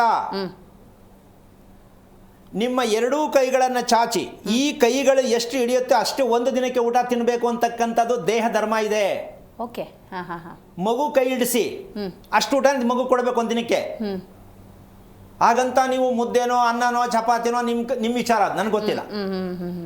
ನಮಗೆ ದೇಹಕ್ಕೆ ವಯಸ್ಸಿಗೆ ಬೇಕಾದಂತಹ ಒಂದು ವಿಟಮಿನ್ನು, ಪ್ರೋಟೀನು, ಪೋಷಕಾಂಶಗಳು ಅಂತ ಏನು ತಿಳ್ಕೊಂಡಿದ್ದೀವಿ, ಅದನ್ನ ನಿಮ್ಮ ಕೈಯಲ್ಲಿ, ಯಾಕೆ ಅಂದ್ರೆ ನಮ್ಮ ಮುಷ್ಟಿಯ ಗಾತ್ರ ನಮಗೆ ಹೃದಯ ಇರೋದು. ಕರೆಕ್ಟ್, ಹೌದಲ್ಲ? ನಮ್ಮ ದೇಹದಲ್ಲಿ ಇರ್ತಕ್ಕಂತಹ ಯಾವ ಯಾವ ರೀತಿಯಲ್ಲಿ ಇರ್ತಕ್ಕಂತಹ ಇಂದ್ರಿಯಗಳಿಗೆ ಸಂಬಂಧಪಟ್ಟಂತಹ ಭಾಗಗಳಿದೆ, ಆಂತರಿಕವಾಗಿರ್ತಕ್ಕಂಥದ್ದು. ಅದಕ್ಕನುಸಾರವಾಗಿ ಆಹಾರ ಕೊಡ್ಬೇಕಾ ನಾವು? ನಮ್ಮ ಅನುಕೂಲಕ್ಕೆ ತಕ್ಕಂತೆ, ರುಚಿಗೆ ತಕ್ಕಂತೆ ಊಟ ತಿನ್ಬೇಕಾ? ಸ್ವಲ್ಪ ಯೋಚನೆ ಮಾಡಮ್ಮ. ಅಮ್ಮ, 6 ಗಂಟೆ ಅವಧಿಯಲ್ಲಿ ಒಂದು ಕಡಲೆಕಾಯಿ ಬೀಜನೂ ಕೂಡ ಬಾಯಿಗೆ ಹಾಕೋ ಹಾಗಿಲ್ಲ. ಒಂದು ಕಡಲೆಕಾಯಿ ಬೀಜ ಊಟ ಬೇಡ. ಸಿಕ್ಕಿ ತಿಂತ ಕೂತ್ಕೊಳ್ಳೋದು, ಸುಮ್ಮನೆ ಯಾವಾಗ ಸುಮ್ಮನೆ ಸೇರಿಸ್ತಾನೆ ಇರೋದು, ಬಾಯಿ ಹಾಕ್ತಾನೆ ಇರೋದು ಅಂತಂದ್ರೆ ಇದಕ್ಕೆ ಅಜ್ಞಾನ. ಈ ಅಜ್ಞಾನಕ್ಕೆ ನಾವು ಯಾವ್ದು ಹೇಳಿದ್ರು ಯಾರು ಒಪ್ಕೊಳ್ಳಲ್ಲ. ಯಾಕೆ ಅಂದ್ರೆ ಅವ್ರ ರೂಟ್ಗೆ ಎಳಿತಾರೆ. ನೀವು ಹೇಳಿದೆಲ್ಲ ಮಾಡೋಕ್ಕಾಗಲ್ಲ ರೀ, ದೇವ್ರು ನಮ್ಗೆ ಗೊತ್ತೇ ಇಲ್ಲ ರೀ, ದೇವ್ರು ನೀವು ನಂಬಿದ್ದೀರಾ, ನೀವು ಮಾಡ್ಕೊಳ್ಳಿ, ನಮ್ಗೆ ಹೇಳ್ಬೇಡಿ. ಇದನ್ನೇ ಅಜ್ಞಾನ ಅಂತ ಹೇಳ್ತಕ್ಕಂಥದ್ದು. ಆಗಿರ್ಬೇಕಾದ್ರೆ ನಾವು ಆ ದಿನದ ಊಟವನ್ನ ನಾವು ಆ ದಿನನೇ ಕರೆಸಿಲ್ಲ ಅಂದ್ರೆ ಆ ರಾತ್ರಿ ನಿದ್ದೆ ಬರಲ್ಲ. ಇದು ಶಿಕ್ಷೆ. ಇವತ್ತೊಂದಲ್ಲ, ಇದು ಜನ್ಮ ಜನ್ಮ ಅಂದ್ರೆ ಹೇಳ್ಬೇಕಂದ್ರೆ ಎಷ್ಟು ಶತಕೋಟಿ ವರ್ಷಗಳಿಂದ ನಮ್ಮ ದೇಶ ಹೀಗೆ ಬರ್ತಾ ಇದೆ. ಇದಕ್ಕೆ ನೀವು ಯಾವತ್ತು ಉತ್ತರ, ಯಾವ ಮೂಲಕ ಉತ್ತರ ಬೇಕಾ ಬೇಡವಾ? ಇದು ಮನುಷ್ಯತ್ವಕ್ಕೆ ಬೇಕಲ್ಲ. ಅಲ್ಲ, ನಾವು ನೆಮ್ಮದಿಯಾಗಿರ್ಬೇಕು ಅಂತೀರಾ, ದೇವ್ರು ಮಾಡ್ತೀರಾ, ಎಲ್ಲೆಲ್ಲೋ ಹೋಗ್ತೀರಾ, ಏನಾರು ಆಗಿದೆಯಾ? ಇಲ್ಲ. ಆದ್ರೆ ದೇವ್ರು ಮಾಡೋದು ತಪ್ಪು ಅಂತಲ್ಲ, ಪೂಜೆ ಮಾಡೋದು ತಪ್ಪು ಅಂತಲ್ಲ, ನೀವು ತಿಳ್ಕೊಂಡಿರೋದು ತಪ್ಪು ಅಂತಲ್ಲ. ನಿಮಗೆ ನೀವು ಮಾಡಿರೋದು ತಿಳಿಯೋದ್ರಿಂದ ಏನಾದ್ರು ಪರಿವರ್ತನೆ ಆಗಿದೆಯಾ? ಇಲ್ಲ ತಾನೆ? ಬನ್ನಿ ಈ ಕಡೆಗೆ. ಖಂಡಿತ ಗೊತ್ತಾಯ್ತು. ಗುರುಗಳೇ, ಮತ್ತೊಂದು ಕರೆ ಇದೆ. ಗಿರೀಶ್ ಅಂತ ಶಿವಮೊಗ್ಗದಿಂದ ಕರೆ ಮಾಡಿದ್ದಾರೆ. ನಮಸ್ಕಾರ ಗಿರೀಶ್ ಅವರೇ. ನಮಸ್ತೆ. ಯಾರ ಬಗ್ಗೆ ತಿಳ್ಕೊಳ್ಬೇಕಾಗಿತ್ತು? ನಕ್ಷತ್ರ ತಿಳಿಸಿ. ನಂದು ಶತಭಿಷ. ಶತಭಿಷ. ಗುರುಜಿ ಇದ್ದಾರೆ, ಮಾತಾಡಿ. ಹಲೋ, ನಮಸ್ತೆ ಗುರುಜಿ. ನಾರಾಯಣ, ಎಷ್ಟು ವಯಸ್ಸು ತಮಗೆ? ವಯಸ್ಸೆಷ್ಟು ಅಂದೆ? 50 ವರ್ಷ ಆಗಿದೆ. 50 years.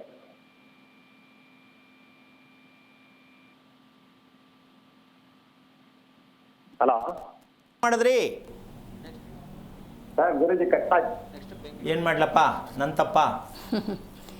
ಕೇಳಿಸ್ತಾ ಇದೆ. ನೇರವಾಗಿ ಪ್ರಶ್ನೆ ಕೇಳಿ ಗಿರೀಶ್ ಅವರೇ, ಏನ್ ತಿಳ್ಕೊಳ್ಬೇಕಾಗಿತ್ತು? ಏನಕ್ಕೆ ಕರೆ ಮಾಡಿದ್ರಿ? ಏನಪ್ಪ ಮಾಡೋದು? ನೆಟ್ವರ್ಕ್ ಸಮಸ್ಯೆ ಆಗಿದೆ, ಮತ್ತೊಮ್ಮೆ ಕರೆ ಮಾಡಿ ಗಿರೀಶ್ ಅವರೇ. ಈಗ ಮತ್ತೊಬ್ರು ಕರೆ ಮಾಡಿದ್ದಾರೆ, ಗಿರೀಶ್ ಅಂತಾನೆ. ನಮಸ್ಕಾರ ಗಿರೀಶ್ ಅವರೇ. ನಮಸ್ತೆ ಗಿರೀಶ್ ಅವರು, ಯಾರ ಬಗ್ಗೆ ತಿಳ್ಕೊಳ್ಬೇಕಾಗಿತ್ತು? ನನ್ನ ಬಗ್ಗೆನೇ ಮೇಡಮ್. ಓಕೆ. ನಕ್ಷತ್ರ ಯಾವುದು? ಮೂಲ ನಕ್ಷತ್ರ. ಗುರುಜಿ ಇದ್ದಾರೆ, ಮಾತಾಡಿ. ಹಲೋ, ನಮಸ್ತೆ ಗುರುಜಿ. ನಾರಾಯಣ, ಹೇಳಿಯಪ್ಪ, ಎಷ್ಟು ವಯಸ್ಸು ತಮಗೆ? ಗುರುಜಿ 35. ಮದುವೆ ಆಯ್ತಾ? ಆಯ್ತು ಗುರುಜಿ. ಎಷ್ಟು ವರ್ಷ ಆಯ್ತು?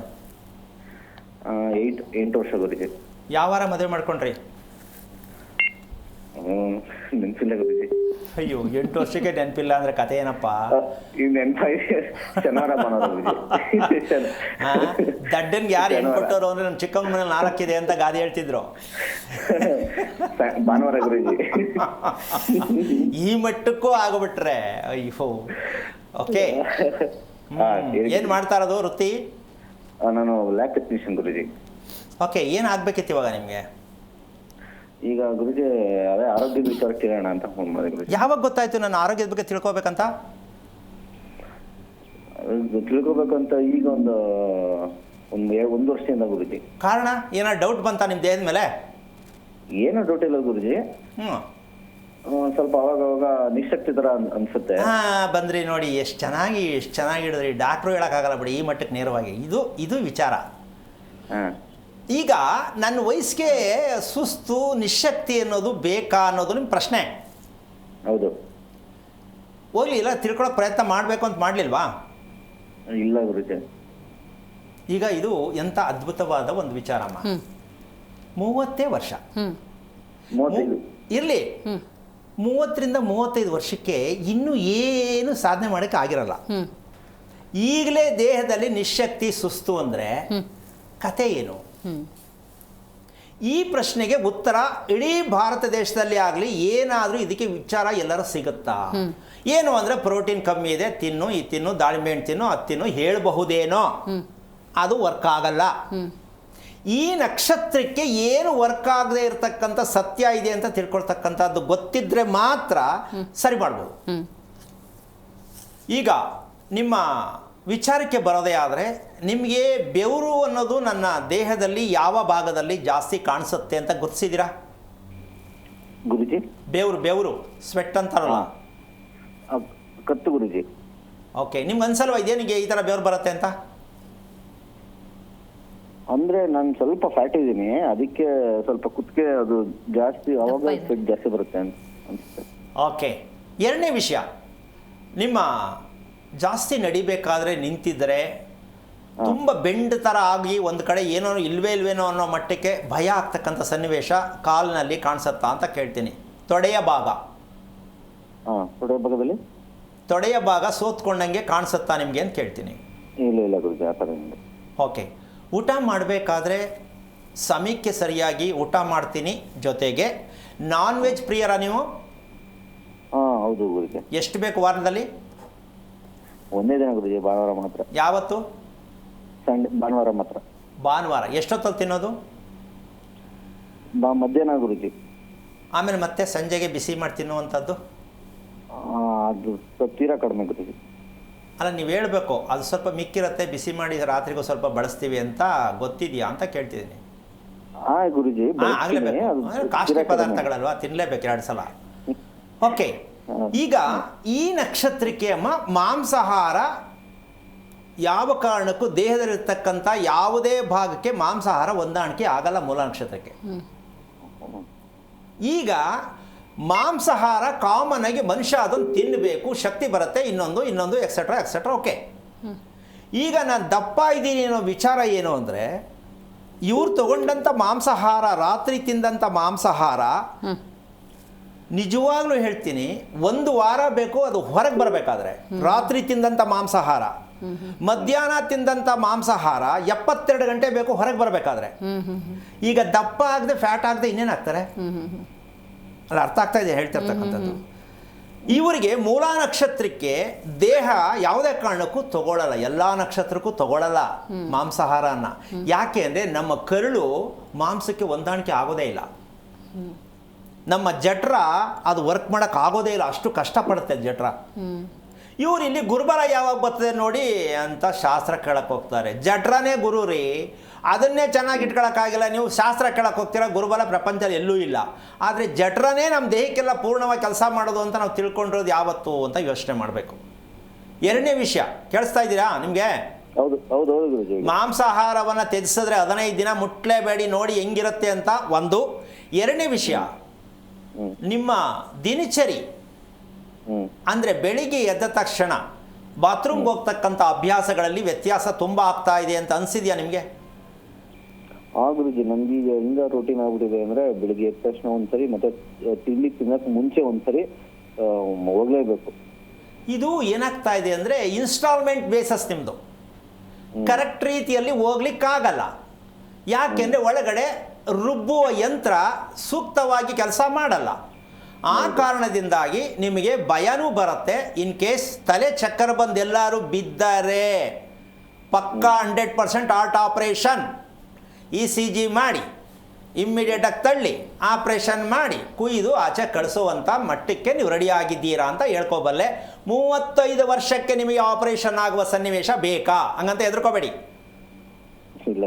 ನೀವು ನಾನ್ ವೆಜ್ ಪ್ರಿಯರಾಗಿದ್ದರೆ ದಯವಿಟ್ಟು ಅದಕ್ಕೊಂದು ದೊಡ್ಡ ಗುಡ್ ಬೈ ಹೇಳಿ ಒಂದು 15-20 ದಿನ ನೀವು ಬಿಟ್ಟು ಬಾಳೆ ಎಲೆಯಲ್ಲಿ ತಾಜಾ ಊಟ ಮಾಡೋದು. ರಾತ್ರಿ ಊಟ ನಿಮಗಿಲ್ಲ, ಸಂಜೆ ಊಟ ಮಾಡಿದ್ರೆ ಸ್ವಲ್ಪ ಆಲ್ಟ್ರೇಷನ್ ಆಗುತ್ತೆ. ಬೆವರು ಯಾಕೆ ಬರ್ತಾ ಇದೆ ಅಂತಂದರೆ ತಿಳ್ಕೋಬೇಕು.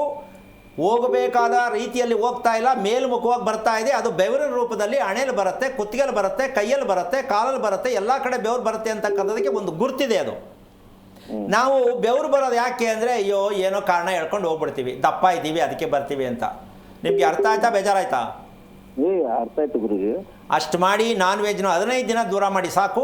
ಸಂಜೆ ಊಟ, ರಾತ್ರಿ ಊಟ ಇಲ್ಲ ನಿಮಗೆ. ಬೆಳಿಗ್ಗೆ ಕರೆಕ್ಟಾಗಿ 5 ಗಂಟೆಗೆ ಬೆಡ್ಡಿಂದ ಎದ್ಬಿಡಬೇಕು. ಈ ಒಂದು ಪ್ರಕ್ರಿಯೆ 1 ವಾರ ಮಾಡಿ ನೋಡಿ, ನಿಮ್ಗೆ ಎಷ್ಟು ಖುಷಿ ಆಗುತ್ತೆ. ಆಟೋಮೆಟಿಕ್ಕಾಗಿ ಎಲ್ಲ ಕೇಳ್ತಾರೆ ಏನು ಇಷ್ಟು ಚೇಂಜ್ ಆದೆ ಅಂತ.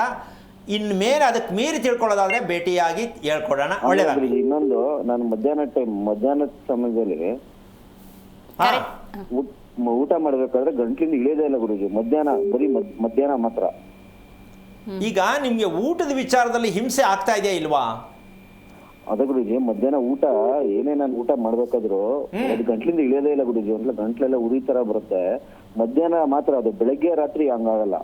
ಮಧ್ಯಾಹ್ನ ಸಮಯದಲ್ಲಿ ನಾನು ಏನಾದ್ರು ಇಲ್ಲಿ ಒಂದು ವಿಷಯ ತಗೊಳ್ಳಿ. ಏನು ಓದಿದ್ದೀರಾ ನೀವು? ಡಿಪ್ಲೊಮಾ ಗುರುಜಿ. ಸೂರ್ಯ ಮತ್ತೆ ಚಂದ್ರ ಇವರಿಬ್ಬರ ಪ್ರಕ್ರಿಯೆ ನಮ್ಮ ದೇಹದಲ್ಲಿ ಪಚನವಾಗ್ತಕ್ಕಂಥದ್ದು ಎಷ್ಟು ಪರ್ಸೆಂಟೇಜಲ್ಲಿ ರಾತ್ರಿ ಹೊತ್ತು ಹಿಂಗೆ, ಹಗಲಲ್ಲಿ ಹಿಂಗೆ ಅಂತ ಮೊದಲು ನಾವು ಗುರುತಿಸ್ಕೋಬೇಕು. ನಾವು ಆ ಮಟ್ಟಕ್ಕೆ ಹೋಗಿಲ್ಲ, ಆ ಮಟ್ಟಕ್ಕೆ ಹೋಗಕ್ಕೆ ಆಗೋದೂ ಇಲ್ಲ. ಯಾಕೆ ಅಂದರೆ ಅದು ಓಪನ್ ಪಿಕ್ಚರ್ ಇನ್ನೂ ಬಂದಿಲ್ಲ. ಸೊ ಹಾಗಾಗಿ ನೀವು ಯಾವುದೇ ಕಾರಣಕ್ಕೂ ತಿಳ್ಕೊಳ್ಳಿ, ನಿಮ್ಮ ದೇಹಕ್ಕೆ ತುಂಬ ಬೇಕಾಗದೇ ಇರುವಷ್ಟು ಆಹಾರ ಶೇಖರಣೆ ಆಗ್ತಾ ಇದೆ. ನಿಮ್ಮ ದೇಹಕ್ಕೆ ಬೇಕಾದಷ್ಟು ಆಹಾರ ನೀವು ತಗೋತಾ ಇಲ್ಲ, ನಿಮಗೆ ಗೊತ್ತಿಲ್ಲದೆ. ಅದರಿಂದ ನಿಮಗೆ ದೇಹದ ಯಾವ ಭಾಗದಲ್ಲಿ ಬೇಕಾದ್ರೆ ಉರಿ ಬರ್ಬೋದು, ಹಿಂಸೆ ಆಗ್ಬೋದು, ಕೋಪ ಬರ್ಬೋದು, ಬೆವರು ಬರ್ಬೋದು, ಹಲವಾರು ಕಾರಣಗಳು ಕೊಡುತ್ತೆ. ಕೊನೆಗೆ ನನಗೆ ಏನಾರು ಆಗ್ಬಿಡ್ತೀನ, ನಾನು ಈಗಲೇ ಏನಾರು ಆಗ್ಬಿಡುತ್ತಾ, ಬೆಳಗ್ಗೆ ಹೇಳ್ತೀನಾ ಇಲ್ವಾ ಅನ್ನೋ ಮಟ್ಟಕ್ಕೂ ನೀವು ತಲುಪ್ತೀರಾ ಅಂತ ಏನೂ ಆಗಲ್ಲ. ಸಡನ್ನಾಗಿ ನಿಮ್ಮನ್ನ ಕೆಳಗಡೆ ಬೀಳಿಸುತ್ತೆ. ಭೂಮಿ ನಿಮ್ಮನ್ನ ಎಳಿತಾ ಇದೆ, ಯಾವಾಗ ಬೀಳ್ತೀಯ ನೋಡು ಅಂತ. ಇದು ಶಾಸ್ತ್ರ ಹೇಳ್ತಾ ಇಲ್ಲ ನಾನು. ನಿಮ್ಮ ದೇಹದ ಪ್ರಕ್ರಿಯೆಯಲ್ಲಿ ನಿಮ್ಮ ಆಹಾರಕ್ಕೂ ದೇಹಕ್ಕೂ ಸಂಬಂಧ ಇಲ್ಲ.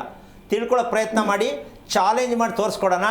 ಒಳ್ಳೆಯದಾಗಲಿ ಗುರುಗಳೇ. ನೀವು ಹೇಳುವಂಥ ಪ್ರಕ್ರಿಯೆಯನ್ನು ಒಬ್ಬ ವ್ಯಕ್ತಿ ಫಾಲೋ ಮಾಡ್ತಿದ್ದಾನೆ ಅನ್ನೋದಾದರೆ ಅಂದಾಜು ಎಷ್ಟು ದಿವಸಗಳಲ್ಲಿ ಅವನು ಸಣ್ಣ ಫಲಿತಾಂಶ ಆದರೂ ಲಭ್ಯವಾಗುತ್ತೆ ಅಂತ?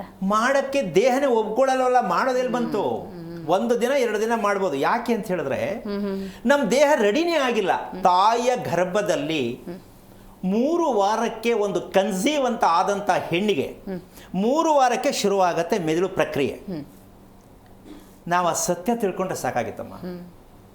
ಮನಸ್ಸು ಅನ್ನೋದು ಮೌಲ್ಯವಾಗಿರ್ತಕ್ಕಂಥದ್ದು. ನಮ್ಮ ಮನಸ್ಸನ್ನು ಯಾವ ರೀತಿಯಾಗಿ ನಮ್ಮದು ತಗೊಂಡು ಎಲ್ಲೋ ಒಂದು ಕಡೆ ಅಡ ಇಟ್ಬಿಟ್ಟಿದ್ದೀವಿ.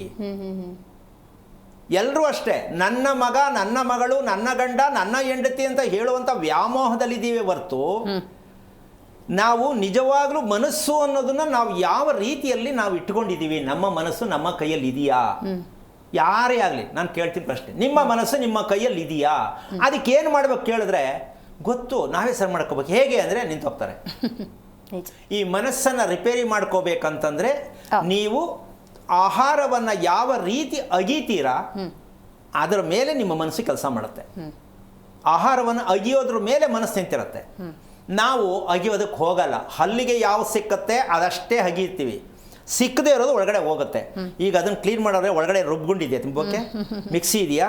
ಯೋಚನೆ ಮಾಡಬೇಕಲ್ಲ. ನಿಜ ನಿಜ. ಯಾಕೆ ಅಂದರೆ ನಮ್ಮದು ಶಿಕ್ಷಣ ವ್ಯವಸ್ಥೆ ಏನಾಗ್ತಾ ಇದೆ ಅಂದರೆ ದೇಹದ ಬಗ್ಗೆ ಹೇಳ್ಬಹುದೇನೋ, ಪಾಠ ಮಾಡಬಹುದೇನೋ, ಆದರೆ ಮೂಲ ಕಾರಣಗಳೇನು ಅಂತ ಎಜುಕೇಷನಲ್ಲಿ ಬರಲ್ಲ. ಆ ಕಾರಣದಿಂದಾಗಿ ನಮ್ಗೆ ಏನಾಗ್ತಾ ಇದೆ ಅಂದರೆ ನಾವು ತಿಳ್ಕೊಂಡಿರೋದೇ ಸತ್ಯ ಅಂತ ಮಾಡಿಕೊಂಡು ಅನುಭವಿಸ್ತಾ ಇದ್ದೀವಿ. ಕುಟುಂಬನೂ ಅನುಭವಿಸುತ್ತೆ. ಆ ಕಾರಣದಿಂದಾಗಿ ನಾವು ಮಾಡಬೇಕಾಗಿರ್ತಕ್ಕಂಥದ್ದು ಭಗವಂತ ಕೊಟ್ಟಿರೋ ವರ ಯಾವುದು ಅಂತಂದರೆ ನಮ್ಮ ದೇಹ ಅಂತಕ್ಕಂಥದ್ದು. ಇರುವ ಗಂಟ ನಮ್ಮ ದೇಹ, ಅದನ್ನು ನಾವು ಸರಿಯಾಗಿ ಉಳಿಸ್ಕೊಂಡು ಬೆಳೆಸ್ಕೊಂಡು ರಕ್ಷಣೆ ಮಾಡಿದ್ರೆ ಅದೇ ನಿಮಗೆ ದೇವರು ಕೊಟ್ಟಿರ್ತಕ್ಕಂಥ ಒಂದು ವರ. ಖಂಡಿತ. ಇದಕ್ಕೆ ಮುಂದುವರೆದ ಭಾಗ ಭೂಮಿ ಉಳ್ಕೊಂಡಿದೆ. ಅದಕ್ಕೆ ಸಮಯ ಬಂದಾಗ ಹೇಳೋಣ ಅಂತ ಹೇಳ್ತಾ ಕಾರ್ಯಕ್ರಮ ಮುಗಿಸ್ತಾ ಇದ್ದೀನಿ. ಜೈ ಶ್ರೀರಾಮ್. ನೋಡಿದ್ರಲ್ಲ ವೀಕ್ಷಕರೇ, ಇವತ್ತಿನ ಆರೋಗ್ಯ ರಹಸ್ಯ ಕಾರ್ಯಕ್ರಮದಲ್ಲಿ ದೇವರು ಕೊಟ್ಟಿರುವಂತಹ ವರ ಯಾವುದು ಅಂದರೆ ಹೌದು, ಈ ದೇಹವೇ. ಈ ದೇಹದ ರಕ್ಷಣೆ ಪ್ರತಿಯೊಬ್ಬರ ಹೊಣೆ ಕೂಡ ಆಗಿದೆ. ಆದರೆ ಇವತ್ತಿನ ದಿನಮಾನದಲ್ಲಿ ನಮ್ಮ ಜೀವನ ಶೈಲಿ ಅನ್ನೋದು ಆ ದೇಹವನ್ನು ಕೃಷಿ ಹಾಗೆ ಮಾಡ್ತಾ ಇದೆ, ಅನಾರೋಗ್ಯ ಪೀಡಿತರನ್ನಾಗಿ ಮಾಡ್ತಾ ಇದೆ. ಆ ನಿಟ್ಟಿನಲ್ಲಿ ಪ್ರತಿಯೊಬ್ಬರು ಕೂಡ ನಿಮ್ಮ ಆರೋಗ್ಯದ ಬಗ್ಗೆ ಕಾಳಜಿ ವಹಿಸಬೇಕು ಅನ್ನುವಂಥ ಸದುದ್ದೇಶದಿಂದಲೇ ಈ ಕಾರ್ಯಕ್ರಮವನ್ನು ನಾವು ಪ್ರಸ್ತಾವ ಪಡಿಸ್ತಾ ಇರುವಂಥದ್ದು. ನೋಡ್ತಾ ಇರಿ ಜೀ ಕನ್ನಡ ನ್ಯೂಸ್, ಸತ್ಯವೇ ಸುದ್ದಿಯ ಜೀವಾಳ. ಹೆಚ್ಚಿನ ಮಾಹಿತಿಗಾಗಿ ಸಂಪರ್ಕಿಸಿ ಶ್ರೀಮಾನ್ ಶ್ರೀ ಪುರುಷೋತ್ತಮ್ ದೇಶಿ ಗುರೂಜಿ, ಶ್ರೀ ಧರ್ಮ ಮಾರ್ಗ ಕಚೇರಿ, ನಂಬರ್ 532, ಮಲಥಳ್ಳಿ ಮುಖ್ಯ ರಸ್ತೆ, ಬೆಂಗಳೂರು 560056. ಸಂಪರ್ಕಿಸಿ 9148639933 8618915231 9513393251 91082588834.